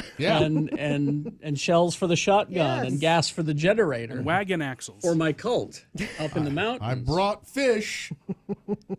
Can I get bread for this? This is how he wants to live." Well, good luck to him. It's a better life plan than I had at his age. That's true. Or maybe now. He might have a better life plan than I have now. I think I got 16 rainbow trout. Can I get some? Exactly. I think when he's about 17, you know what he's going to do? What? He's going to hit the road. He's gone. You think? He might. See ya. Does he seem like that? Stick out his thumb and say, "I'm going to go do this." He might. Cool. I can see him doing that. Riding the rails. Pack him a bindle. That's right. Where's your bedroll, son? You need a bedroll. So we'll see. I'll let I'm you going know. to start referring to him as Boxcar Muhammad. Yeah. I like that. He better start learning to play the harmonica. Yeah. Boxcar Muhammad. Eating beans out of a can that you hold over a fire to warm up. He would love that. That's the life. There you go. All right. So coming up, we'll do the Oreo Yeah, taste we'll try your test. Oreos. We knew an Oreo flavor here. You want a final check of traffic? Is that what you're Sure. telling me with that music? Sure. Crash northbound I-15 at Pioneer Crossing and American Fork. Cars are on the right shoulder, adding to delays from the other crashes. Lehigh has had the bad run this morning. That's the only thing I need to tell you about right now, though. That's traffic. All right. Thank you very much. We do have coming up Tuesday Tunes with Todd is happening, but is it before that we're going to do our Park City Culinary Institute prize? Yes. Yeah. And we got Boehner Fight on the way as well. So stick around for all of that. The open classroom people, you guys went up to the school. Very nice people. It was strange seeing kids who acted like they wanted to be at school. Anytime I ever see school kids, it's like they have to be. No, they all seemed really engaged and I met them happy. here, the open classroom. They brought 3 or 4 students here to the studio. We did a recorded commercial for the open classroom. It's a free public charter school in the Salt Lake School District, up in the Avenues, 134 D Street to be exact. You can find out more about the open classroom at slc.org, but it's tuition free. Students, teachers, and parents, cooperative learning environment, small group instruction. And they emphasize whole child learning, which is academics, social and emotional development, creative expression, and physical movement. And that school, it's the old Lowell Elementary, they have a really huge playground, and I drive by there and I see lots of kids out there being very active, which is great. So there is a parent information night coming up on Monday, February 12th. You're invited to visit the open classroom and find out more about it. And you can find out all about that by going to ocslc.org.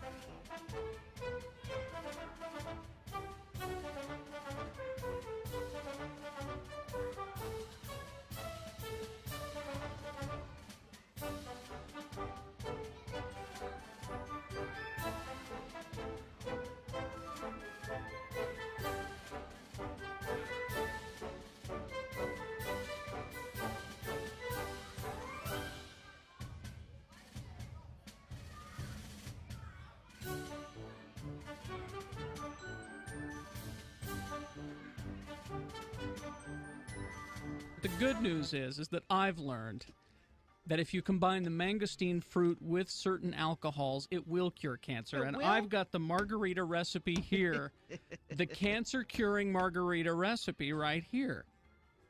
1 shot of tequila, 2 shots of Zango, and 3/4 shot of triple sec, all right? It's a martini. That'll cure your cancer. That will cure cancer. I am cancer-free for 15 years. And there's your proof. So there you go. What more proof do you need? So apparently they really put this in there in the company literature. Oh, hell yeah. You see that? You can't do that. No. What you do is you infer it. Mm-hmm. Say, oh, you get your distributors to talk about it, You don't put it in your literature. Look, all I can say to Zango is, why aren't I your spokesman? I'm cancer-free for 15 years. I found that it's the mixing with alcohol that makes it work. Why don't they call reaction me? This is $1 million company. This is my ticket to a big pay. And they're local here. They should know who you are. They should know who I am, right? I could give them a whole list of recipes, drink recipes, martinis, margaritas, daiquiris that will, cure cancer and depression. You're awfully happy now that you do. I'm happy and cancer-free. Everybody knows that Zango won't cure cancer. It's Tahitian noni that cures cancer. Can you mix that with alcohol? Oh, no. No, you don't want to do that, no. You don't want to drink that, period. Wonder what does this mean for them? They have 15 days to respond. My guess is that either Orrin Hatch will swoop in like Super Hatch and save the day because he's big on that, supplement business stuff, or they'll just have to take that out of their literature. Yeah, I think probably they have to say, sorry, we won't do it anymore. They'll have to tell the people who sell it, don't say that. Does really cure cancer. Or we don't have any evidence. We don't have any evidence that it cures cancer. But Carrie Jackson, 15 years cancer-free because of the magic cancer-free margarita. Because cancer's one disease. I love that when they say it cures cancer. Because cancer's a whole bunch of different things. Well, that's the beauty of it. It cures cancer. That's how good. Kinds of apparently, cancer. That's how good this stuff is. All cancer's the same. You drink this. You drank all our good liquor, you big moocher. I like that. That's a new one I put. You drank all our good liquor, you big moocher. The bad liquor's still here, but the good. I drink a bit. And I'll change this drop from. What do you say you and me go out and get plastered? To. What do you say you and me go out and get. Cure cancer. What are you guys doing? We're curing cancer. I am curing cancer with this magic margarita recipe, okay? Right this second. Hey, right this second, I'm curing cancer. Right now, even as I stand here and look at you. Cancer cells dying right and left.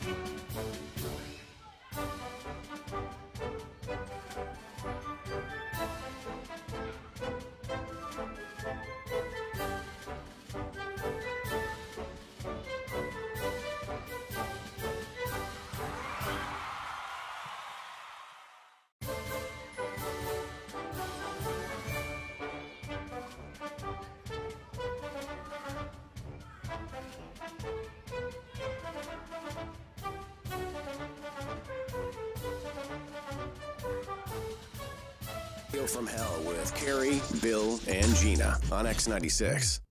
No pee breaks, people. No pee breaks. What? Well, we have a couple things we got to do here. We have Tuesday Tunes with Todd, of course, but before that, we have Park City Culinary Institute.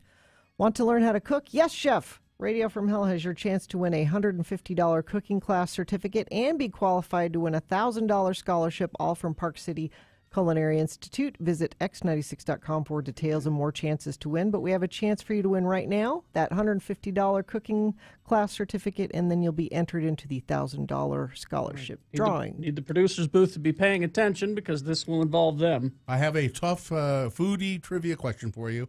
First person to answer the question at 877-602-9696. There is a vegetable, and it is sometimes called an aubergine. What is the more common name for an aubergine? I'll give you a hint. Aubergine is also a color.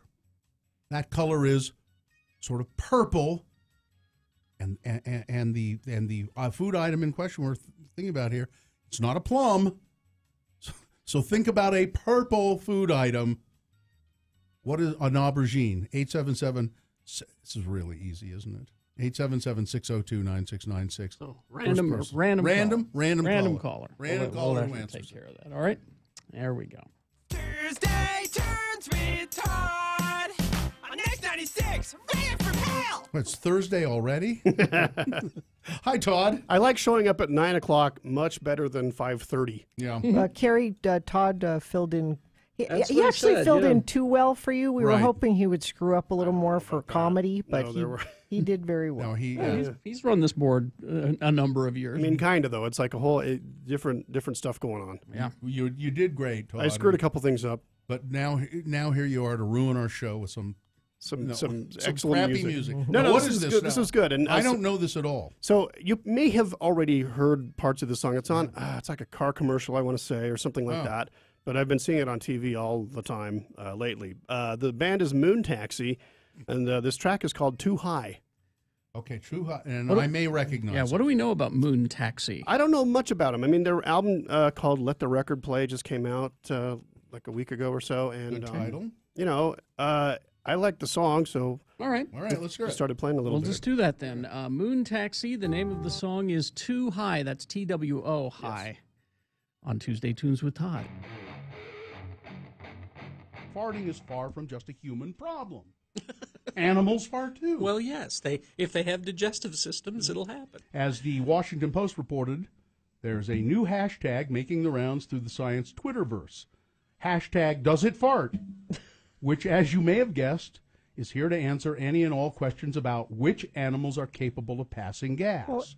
Well, I would say just Not about all. any. No, not all. Really? Yeah, It's part of digestion. If you digest. Which animals cut the cheese? Okay. Well, Okay, I don't know which ones do. I want to know the ones that don't. tons do, of course. Bats, rats, all that. Mm-hmm. The bigger they are, the harder they fart. Of course. Bear farts are horrible. Rats, zebras, bearded dragons are among the creatures that fart. Birds, on the other hand, do not seem to pass gas. Birds. That actually kind of makes sense. But they could, let's see, marine invertebrates. So you should eat like a bird so you don't fart? Oysters, mussels, Well, crabs. how would they fart? I don't know. They don't have a bum. Well, they eliminate waste. She said in the most scientific way possible. They eliminate waste. They take in nutrients and eliminate waste. The hashtag has a purpose beyond making scientists giggle at their own handiwork. The paper explained whether or not a given animal farts is apparently a question that zoo employees often receive from kids who come to the zoo. Well, yeah. They ask the questions. Kids would ask that. If a little scatological humor keeps kids interested in biology, well, everybody wins. And if the hashtag Does It Fart has you jonesing for more internet things at the intersection of animals and potty humor, there's always... no, I don't think I can say that one. It's about animals with the weirdest genitalia. Okay. Now, here's someone who's saying that birds fart because they've heard their cockatiel fart. I don't think you have. What have you maybe heard it's just then? making I a fart think you've sound. heard it making a fart sound. Yeah. Yeah. Or they're mimicking you, Probably maybe? imitating you Yeah. farting. Yeah.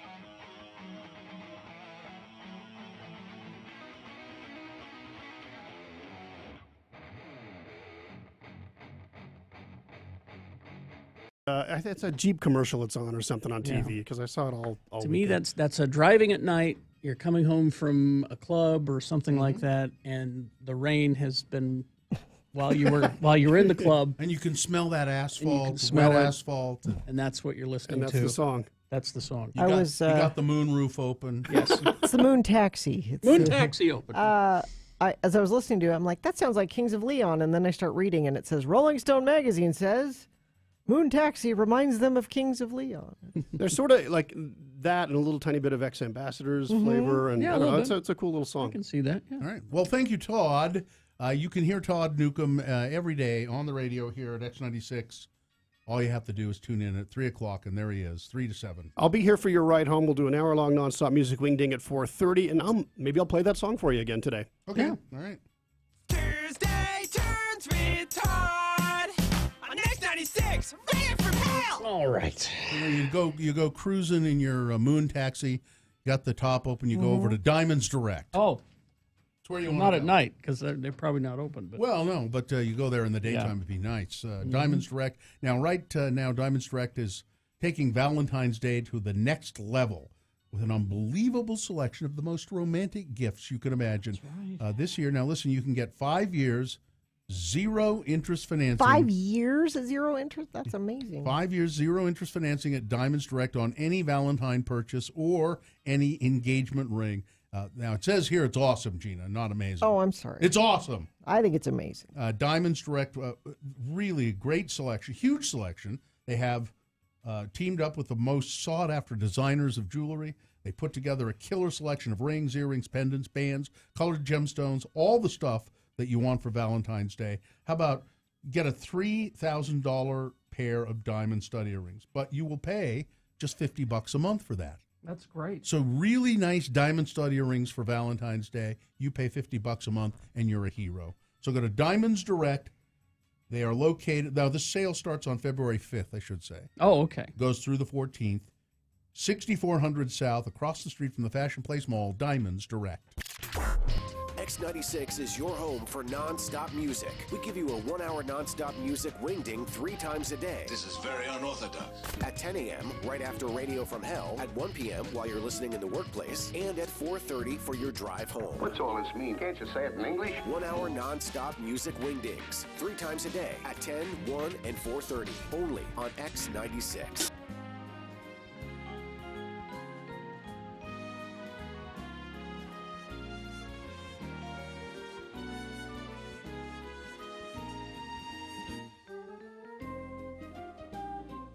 I was going to mention this article a little bit more. Oh, okay. This is the Tribune article? Yeah, this guy calls me. And that's why, I don't know what Richie expected. He calls me, he asks for some quotes. Mm-hmm. So the first thing you want to do, obviously, is see if he got the quotes right. Yeah. Isn't that what you always do? If you're being quoted I don't want to be paper? misquoted. No. I might come off looking stupid. I'm just concerned my name's spelled right. It is.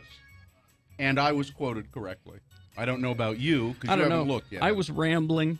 I was doing my dishes when he called, so I had him on my jawbone, you know. I was you in the bathroom? No, I was at Liberty Park putting my kids on the Ferris wheel and the little all the little death trap rides that are over there at Liberty Park. The little injury-inducing ride. I cut myself on this. Really? Allred, in referencing his 5,000th episode on the Radio from Hell program, was quoted as saying, "You little jerk, get on that ride!" You're bringing the little jerks tonight, right? Yeah. But the quote, this dawned on me. This was, I think one of the more brilliant observations I've ever had. The reporter from the Salt Lake Tribune asked me, so why do you think your show has been on so long? Why has it lasted 5,000 episodes when other morning shows and radio shows have come and gone? Some appear and go quickly, some are there for a while, but they disappear. Why have you guys lasted 5,000 episodes? And I said, well, it seems pretty simple to me. It's because nobody ever fired us. Really? I mean, isn't that he kind of paused and he said, well, I guess that is true, isn't it? Well, But we were It doesn't fired. mean it's good. We just weren't fired. We were fired once. Yeah, I guess so. I guess we were fired once. Yeah. No, you weren't fired. You could have stayed. You two could have kept doing the show. No, he was told he would be fired if he didn't sign the contract. That's what I mean. If you had signed the contract, I was fired. I was fired because I wanted to be fired. I don't count. I don't count that as really being fired. I was fired because I really, really wanted to be fired in the long run. I wasn't going to sign. You could have kept your job if you wanted. Yeah. You signed the contract. You keep your job. I wasn't going to sign a contract with those people, and I said to myself, if they fire me, I'll get unemployment.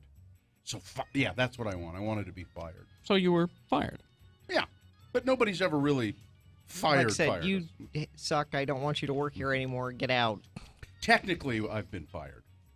You were never fired. I've been fired many, many times. What, you mean from that Not job? from this show. But not from this show. From the show. You've never been fired from the show. Not from this show, no. No. Well, that's where it matters. No. Never been fired from this show. And I was fired kind of by design, so I don't count that.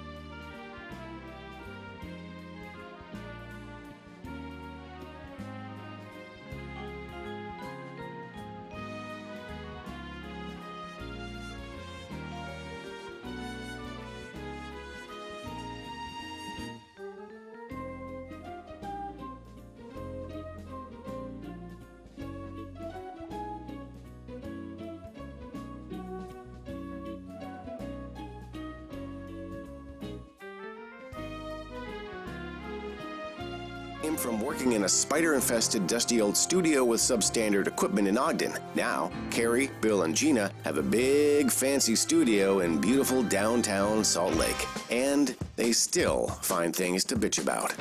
X96. All right. We'll get to your boner fight coming up, find out who boner of the day is. But first, a pretty reasonable amount of news brought to you by Utah Presents brings a brand new kind of songbook to Kingsbury Hall starring Stephen Page, former lead singer of Bare Naked Ladies, with the Art of Time Ensemble, February 14th at Kingsbury Hall. Tickets at utahpresents.org.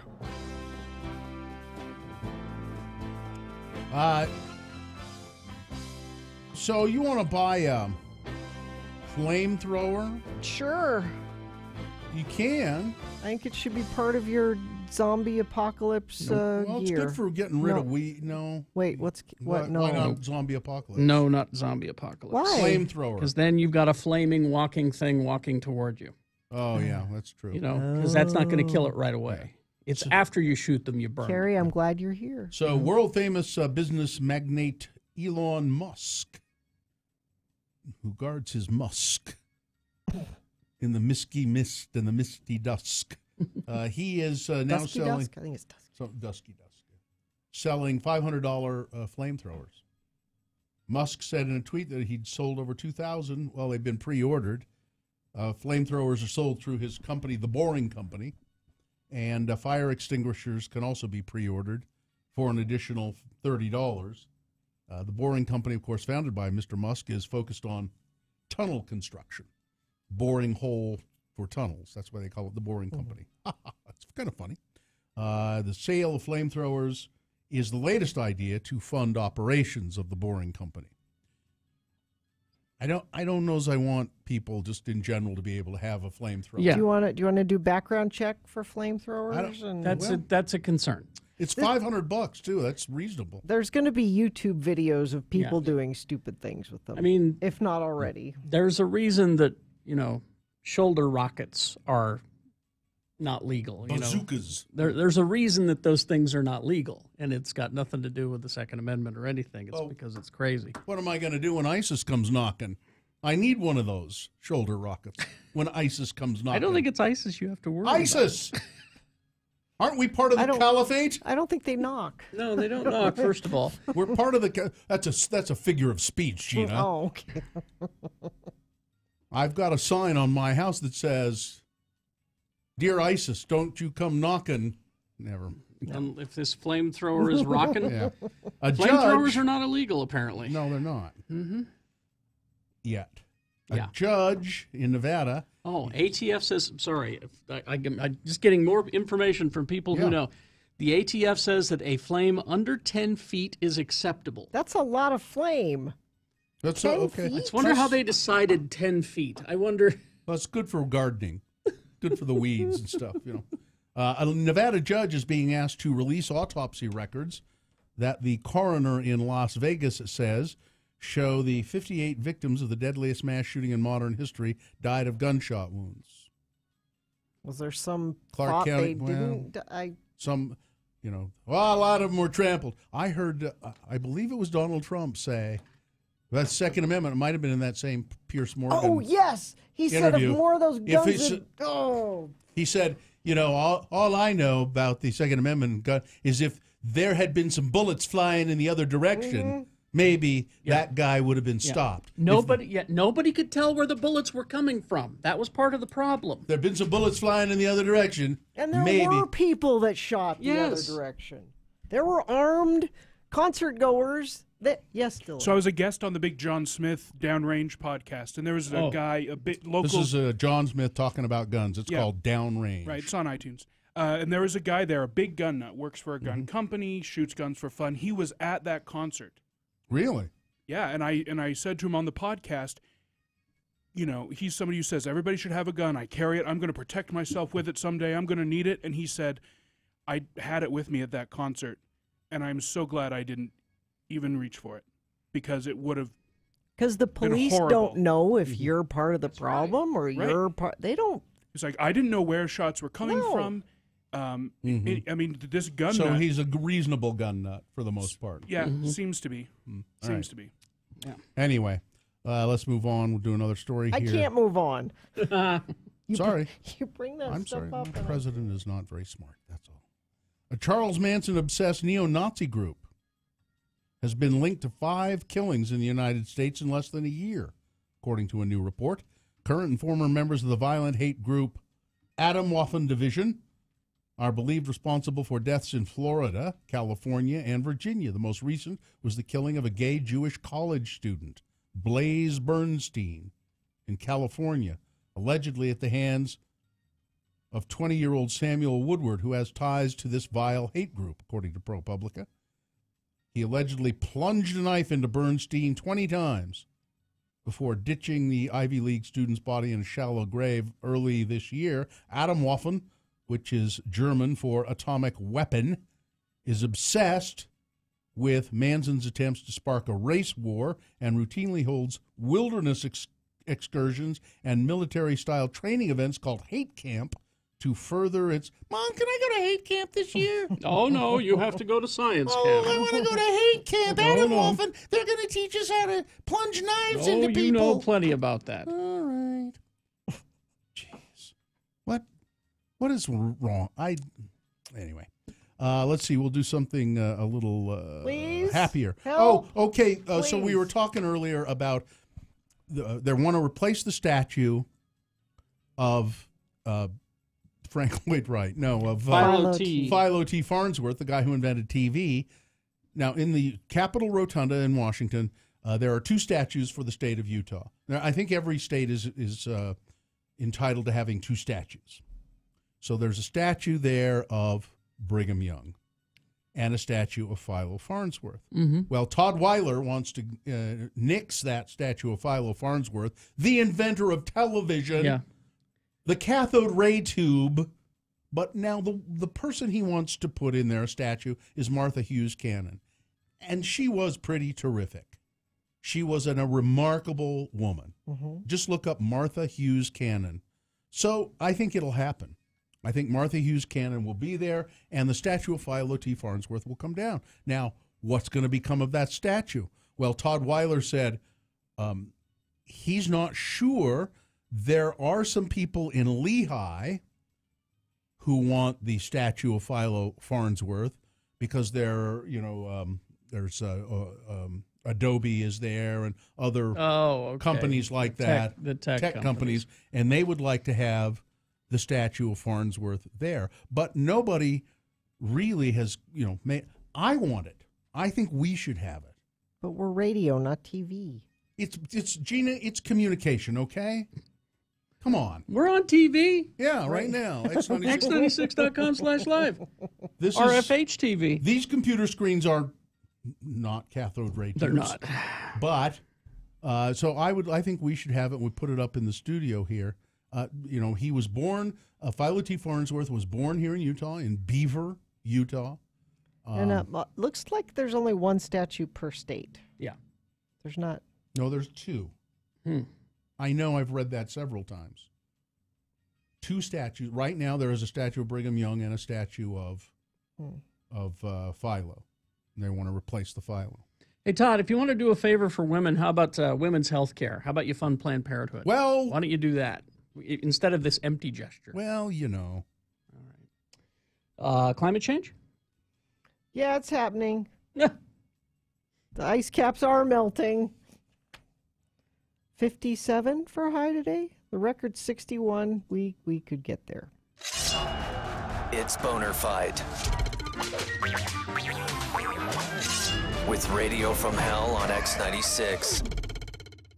All right, Boehner candidate number 1, the winner of round 1, going up against the winner of round 2. I'll take you back now, remind you, the winner of round 1 in the 7 o'clock hour, pretty strong. Yes. I am tired of taking care of you. It's a man who's accused. He said, I'm tired of taking care of you. This is his girlfriend. I'm tired of taking care of you. I would rather go to jail than take care of you. And that's why he kept beating his girlfriend, who doesn't have any arms or legs. Couldn't fight back, couldn't call for help, kept slugging her around, finally got caught. He said, that's fine. I want to go to jail. And that goes up against the winner of round 2. I think this is also strong. Mm-hmm. I think you are one of them illegals. Trump supporters protesting at the Arizona State Capitol. Anybody who was walking into the Capitol to do business, if they had dark skin, they would yell at them and say, get out of the country. You're here illegally, I'll bet. Get out. Go back to where you came from. They said it to a dark-skinned man who happened to be an elected Arizona State representative who was Navajo. They said to him, are you here illegally? You should go back to your own country. That's number 2. Yeah, his people were here before you. Yeah. All right, there you go. You've got to decide which one of these deserves to be Boner of the Day. This is Boner Fight. 1 or 2. Pick a candidate. Put the candidate number that you think should win in the message of a text, and then text that to 33986. It's one way. 877-602-9696 if you want to use your voice to vote. Or go to x96.com and look for the box that says Boner Fight January 30. You better hurry. You've only got 300 seconds to do it. Let's go. This is Boner Fight.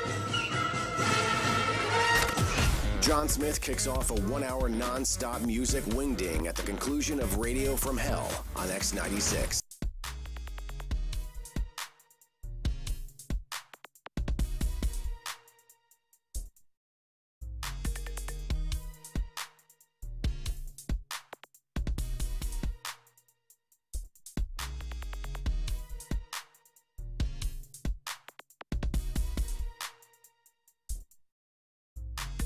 I could talk about this now because my wife's Christmas party is over, the one that she has at work. And one of the deals is they do a white elephant every year, and it's an exchange, and then they do that. I don't know what's it called, where it's like, I'll take that, and you have this. You do like a big swap. Yeah, like What's a it called? like a barter. I don't know the Something technical swap. name. Yeah. Anyway, and she went on an Etsy site, and she sent for these crocheted coasters. Cool. That was the gift she was taking to the party. And the reason they were funny is they were shaped like cats' butts. So they were round, and there was a little butthole in the middle, and then there were little legs and a tail. Okay. So someone had crocheted those. Okay. So she sent for 4 of those. Okay. Because it was like an Etsy thing, the packaging that they send is not going to be professional. Right. So just essentially the person stuffed them in an envelope and put them in the mail. In fact, the cheaper you can send them, then maybe you can keep a little bit of the postage on your end. Sure. Exactly. So we get the envelope, and it's in this plastic bag. We care. We care. From the Postal Service. Now, I like the Postal Service. I like our post office. I like our postal workers. I think the U.S. mail is great. They do a great job. Yeah. This envelope was soaked in some kind of chemical that smelled like paint thinner. Huh. But I like the fact that above the We Care, someone had taken a label maker and made the little label that says leaked on. So there was an accident. So there was some sort of accident with a chemical that they were mailing that smelled like turpentine. And they put it in that plastic bag. Yeah. And then so were the cat butt coasters ruined? Surprisingly, no. She was able to get them cleaned up, and they had a slight smell of paint thinner or turpentine or whatever. Well, that just made them better. Yeah. But anytime I mail a package, they ask me, "Is this flammable?" Clearly, the liquid that leaked on these cat butt coasters was flammable. Some people get to mail flammable stuff, and some do not. Or they lie. Yeah. But well, it's nice. So the Postal Service rescued the. Well, they just put it in that bag. Oh, they put the whole envelope. Yeah, they put the whole envelope in the bag, so it wouldn't get on other things. So it wouldn't get on other things, Because we care. Sorry about your cat butt coasters, gag gift. Yeah. But the other, whatever it is not going to get leaked on because we got it taken care of. What's the fine print underneath all of that? We sincerely regret the damage to your mail during the handling by the Postal Service. We hope this incident did not inconvenience you. Okay. We realize that your mail is important to you and that you have every right to expect it to be delivered in good condition. It's not a personal message. It doesn't go into, we know these valuable cat butt coasters. It's sincerely your plant manager, processing and distribution. Oh, I see.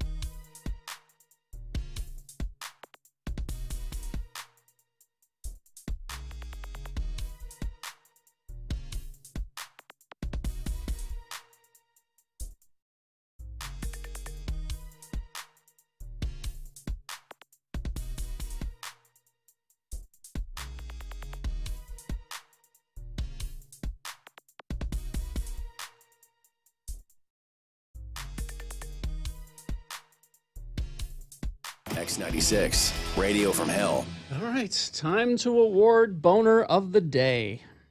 And the Boner of the Day is brought to you by... In part by Philadelphia cheesesteak sandwiches and warm potato salad. And experience the best parts of your own backyard at Reebok Ragnar Wasatch Back June 1st and 2nd. It's an overnight team relay race inspired a worldwide running movement. Grab 11 friends and enroll today at runragnar.com. Enter promo code X96 and receive $60 off team registration. Well, how about this? As Boner candidate number 1, I'm tired of taking care of you. A man accused of beating his armless and legless girlfriend. Mm-hmm. And Boner candidate number 2, I think you're one of them illegals. You get out of the country. Navajo lawmaker harassed by Arizona Donald Trump supporters, accusing him of being here in the country illegally. He's Native American. You can't get much more legal than that. Let's see. The winner? Well, Boner candidate number 2. Oh. I think you're one of them illegals. You ought to get out of the country. It is now Boner of the Day for Tuesday, January 30. It is now qualified to be Boner of the Week. We do that on Friday about this time. If Muhammad ends up having a little bit of Native American blood in him when we do his ancestry DNA, there's 2 reasons he could get thrown out of the country. He'd be Native American and Muslim, half Jack Muslim. He's got no chance of staying in this country. Well, then he better learn to fish. Or cut bait. So we have a snack. Yeah, I brought today. I brought in some show and tell. Don't tell me the flavor. I haven't really seen. You haven't seen it? No, I'm going to see if I can guess what it is by tasting. Okay. Well, then he has to go first. Well, then you have to go first. All Here right. you go. Let me just give me one. I'll see if I can. Let me guess. I really haven't seen the. Where did you find these? These are Dylan? Oreos. Found them at the grocery store. Ooh, it's red. It is red. Frosting is red. Okay. Don't. All right, don't look. Don't look. What do you think? Don't look. Well, okay. I'll see. G-balls? There you go. Oh. Yes. This is very interesting. Maybe a slight cinnamon Okay. flavor. All right. Very slight. These are limited edition hot and spicy cinnamon Oreos. Oh, like the cinnamon bear. Always Like made the- with real cocoa, cinnamon candy flavored cream, artificially flavored. They're not hot. No. Not even a little bit. Not even a little? They're barely cinnamony. It says hot and spicy in big red letters on the front, Gina. They're good. I like that. Do you? It's Are like they a good? cinnamon bear and a chocolate cookie. Yeah, that's all right. They taste pretty good. It's not their worst idea. No. No, those That is pretty good. Those lawn clipping ones were awful. I don't know. But they're not hot. I mean, Well, I would imagine these are like a Valentine's Day special because they kind of have the yeah, red, of the heart. kind of in the shape of a heart, Yeah. little red dots. I get it. Do you? I don't It's get like it. It's like Red Hot's candies. Mm-hmm. They're little hearts, so cinnamon. That's they're what it is. they're spicier than this. Yeah. That's what these are supposed to be, like Red Hots. That's what they're supposed to be basing it on. Yeah. Why is cinnamon a Valentine's? No. I mean, I But don't know. Red just Hots red. are. I guess I would think maybe strawberry filled, right? I think strawberries are more of a Valentine's flavor than cinnamon. Strawberry has been established as a a love item since that movie 9.5 Weeks. It Please. that was what established it. What? I don't get. Nah, You would- shouldn't nobody, watch that movie. Just go on YouTube. No, don't watch it. Okay. It's terrible. 9.5 Weeks No. Strawberry, and you will. Okay. It's terrible. I'll go do it right now. We'll do it right now. Well, no, All right. Katie's in there. Oh yeah, you don't do want it. Katie No. to say No. that. No. Yeah. And Sorry, food is usually not a good idea. And it's a work computer. Yeah, you don't want it on your work computer. Yeah. You think I have a computer that this place gave me to work? Oh, on? that's Oh, food. And Food sounds like a good idea, involving but food you and just end up all you're- sticky. What you're talking about is involving food and sexual activity. Well, I didn't think we had to say that. I'm Well, just, I think you do. When you just say food is not a good idea, It's why that's you, kind of a blanket statement. So quit eating, everybody. saying it sounds sexy and it's like So, whipped cream, it's- chocolate sauce. Yeah, it's I sticky think and it's- messy. How do and you know? so you're saying How do you know? I should leave the spaghetti and meatballs. Leave it in the kitchen. Yeah. Or do what George Costanza did. He was a big fan of pastrami on rye. Oh, yeah. In the bedroom. He would keep it right in the nightstand. That's right. And it's a sitcom, so they're under the covers, and then you'll see his head poke out and his arm. He grabs it and takes a bite and puts it back in, and then covers himself back up. Yep. That's how it works, That right? works fine. That's real life. Yeah. Anybody else want another Oreo? Yeah. I'll take another one. They're good. Now I'm going to have the Oreo stuck in my teeth. Or Oreo, if you don't drink it, eat it with milk. Yeah. You got to have some kind of fluid with it. You need a Oreo fluid. Mm. No, I'm good. Thank Can you. we bring a carton of milk and have it available whenever? Well, it'll be, Bring that in when you bring in the... If we have a carton of milk, that means we have to do an Oreo thing, every day for a week. Yeah. Can't just have a carton of milk Let's for get those months. Let's get the school that's the lunch idea. milks, the school Yeah. lunch ones. Like we used to give out back in the day. From Bessie, the milk feast. Yeah. Let's just get the school lunch. Let's. size. Anybody know where Bessie the milk feast is? I'll bet there's still some milk in there. Probably. Okay, I'll go look into that. Do Oreos stain the carpet? Probably. ZeroRes.com. Yeah. Let's test it, and maybe we can get Zero Res to come back here in the studio and clean the carpets. I would like them to come back. Zero Res is like if you're like me, kind of a sloppy eater. Like you are right now. Little crumbs fall out on the carpet. I mean, do you know how much garbage is in your carpet in a single year? It'll make you disgusted. About 40 Yeah. pounds of dirt.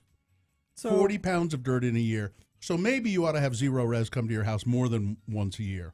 But start the new year right with fresh, clean home and carpets. Help your carpets shed some weight and know that you're working with the best carpet cleaner in the industry, Zero Res. I have them to my house a couple times a year. Spring, summer, after the holidays. I just had them do all the tile on my top floor of my house. January is their anniversary. That's when they got started in the month of really? January. So throwback pricing: 3 rooms cleaned for just $89.95. 3 rooms for $89.95. It's the lowest price of the year. Only in January. Call 801-288-9376, 288-9376, or 288-ZERO. Zero Res. Clean your home. Time is running out for you to make.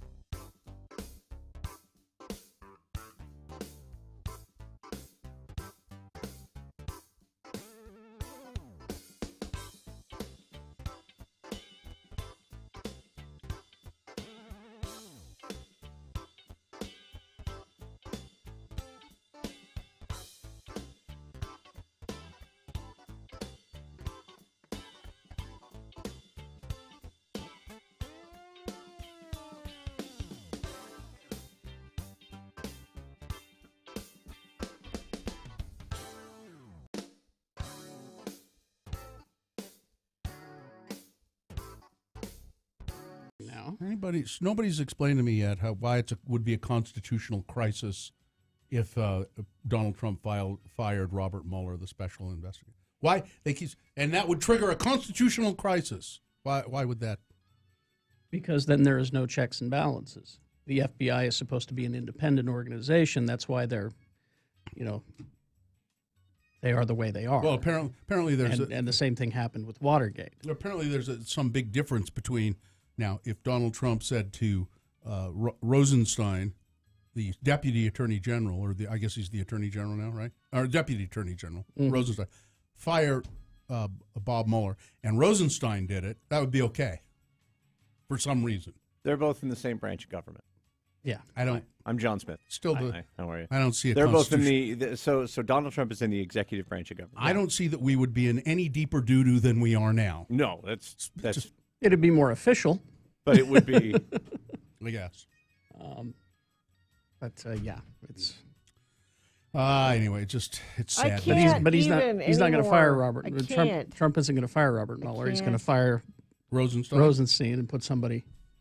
Is it Rosenstein or Rosenstein? I don't know. I think He's going to fire him, Mhm. and then the guy that replaces him is going to fire Mueller, and then that seems to be above board. That's but it's- okay. But it's not. this is It's the same thing. In generations past, it would be because we Yes. wouldn't be seeing this as it happens.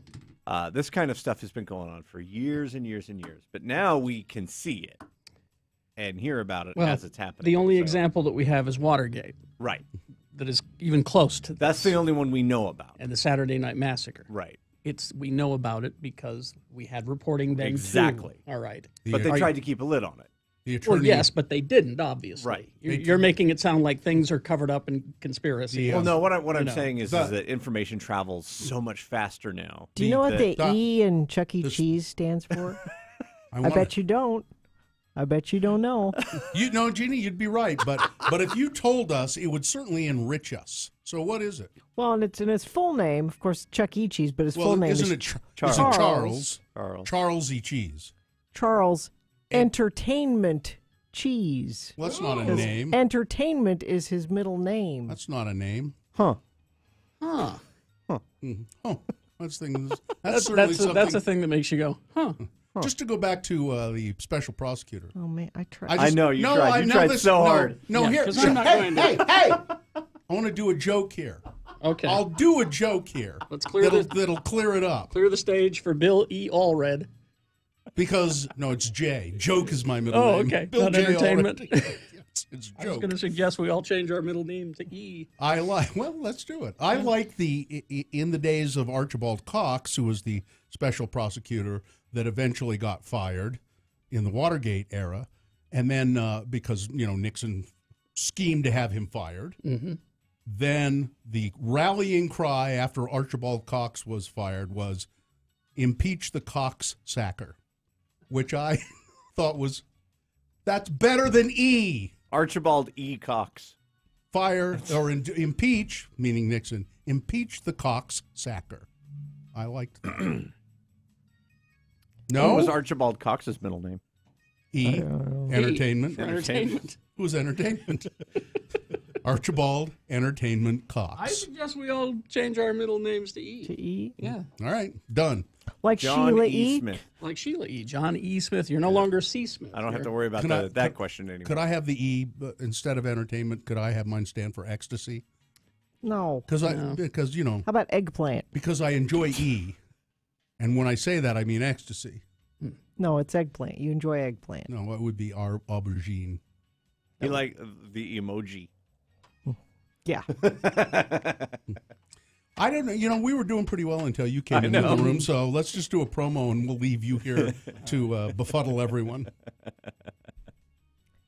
On Wednesday's Radio from Hell show. At 6:45 and 8:45, we got things that must go. Send yours to radiofromhell@x96.com and put "must go" in the subject line. Well, then at 7:45, apparently it's going to be Let Me Speak to the Lieutenant Governor. Spencer Cox will be here to answer your questions about what's going on at the legislature. And at 9, it's Corey's concert and community calendar. That's all on Wednesday's Radio from Hell show on X96. Did you see Spencer Cox's Twitter account while he was the governor for an hour? I did. Oh my gosh, that was awesome. Yeah, he's a funny guy. He's a nice guy too. We'll talk about that with him tomorrow. About being, and we'll find out if his middle initial is E. Yeah. Spencer E. Cox. Executive. Or L, legislation. Or V, voting rights. Or, I don't know. No. Because that's what he does. Yeah. He does legislation. He does these things. It's part of his job. You know what I've got today? What's that? Dental work. Really? Yeah. That's you today. start today? Well, not for me. For you, the listener. You're giving away? I'm giving away. See, I've been talking about my teeth forever and ever and ever. Your little baby teeth? Yeah, my little baby teeth, which are getting fixed. Yeah. But I was telling my friends at Apex, I'm like, you know what we should do? We should give away some dentistry. If I went to Apex and I said, I'd like a set of Tony Robbins choppers, would they do that? Yep. They could. Tony Robbins No, choppers. because I said that jokingly. I'm like, I want like big old chiclet teeth, and he's like, all right. Like, didn't even. And I'm like, no, wait, go back. He's like, oh, no, we get that. Some people come in and they want Tony Robbins teeth. He actually said Tony Robbins teeth. You know who has kind of has Tony Robbins teeth is our friend Stuart Graves. He has good teeth. He has the big when he smiles, the big Tony Robbins teeth. There is a smile. They give you a smile chart that says, you pick your smile, and there is one called dominant. Do they have miles of smiles there? Miles of smiles, baby. But I'm giving away at 11 o'clock. I will give away a gift certificate that gives you a dentist scan, a teeth whitening kit. And wow. Those are can be expensive. It's like $80. So that's a big Who's prize. the head guy out there? Dr. Quant. Dr. Quant? Yeah. All right. Is his middle name initial E? Dr. E. Quant. Okay. Can we go? I can't think of a dental E, otherwise I would. Gina wants Extraction. out. Extraction. I'm having a good time, but Enamel. Gina wants out for some reason. I want out. All right. Live long and prosper, bitches. Don't you know who I was? Moon River. John Smith is next. Keep listening, please. Oh, man. A 1 hour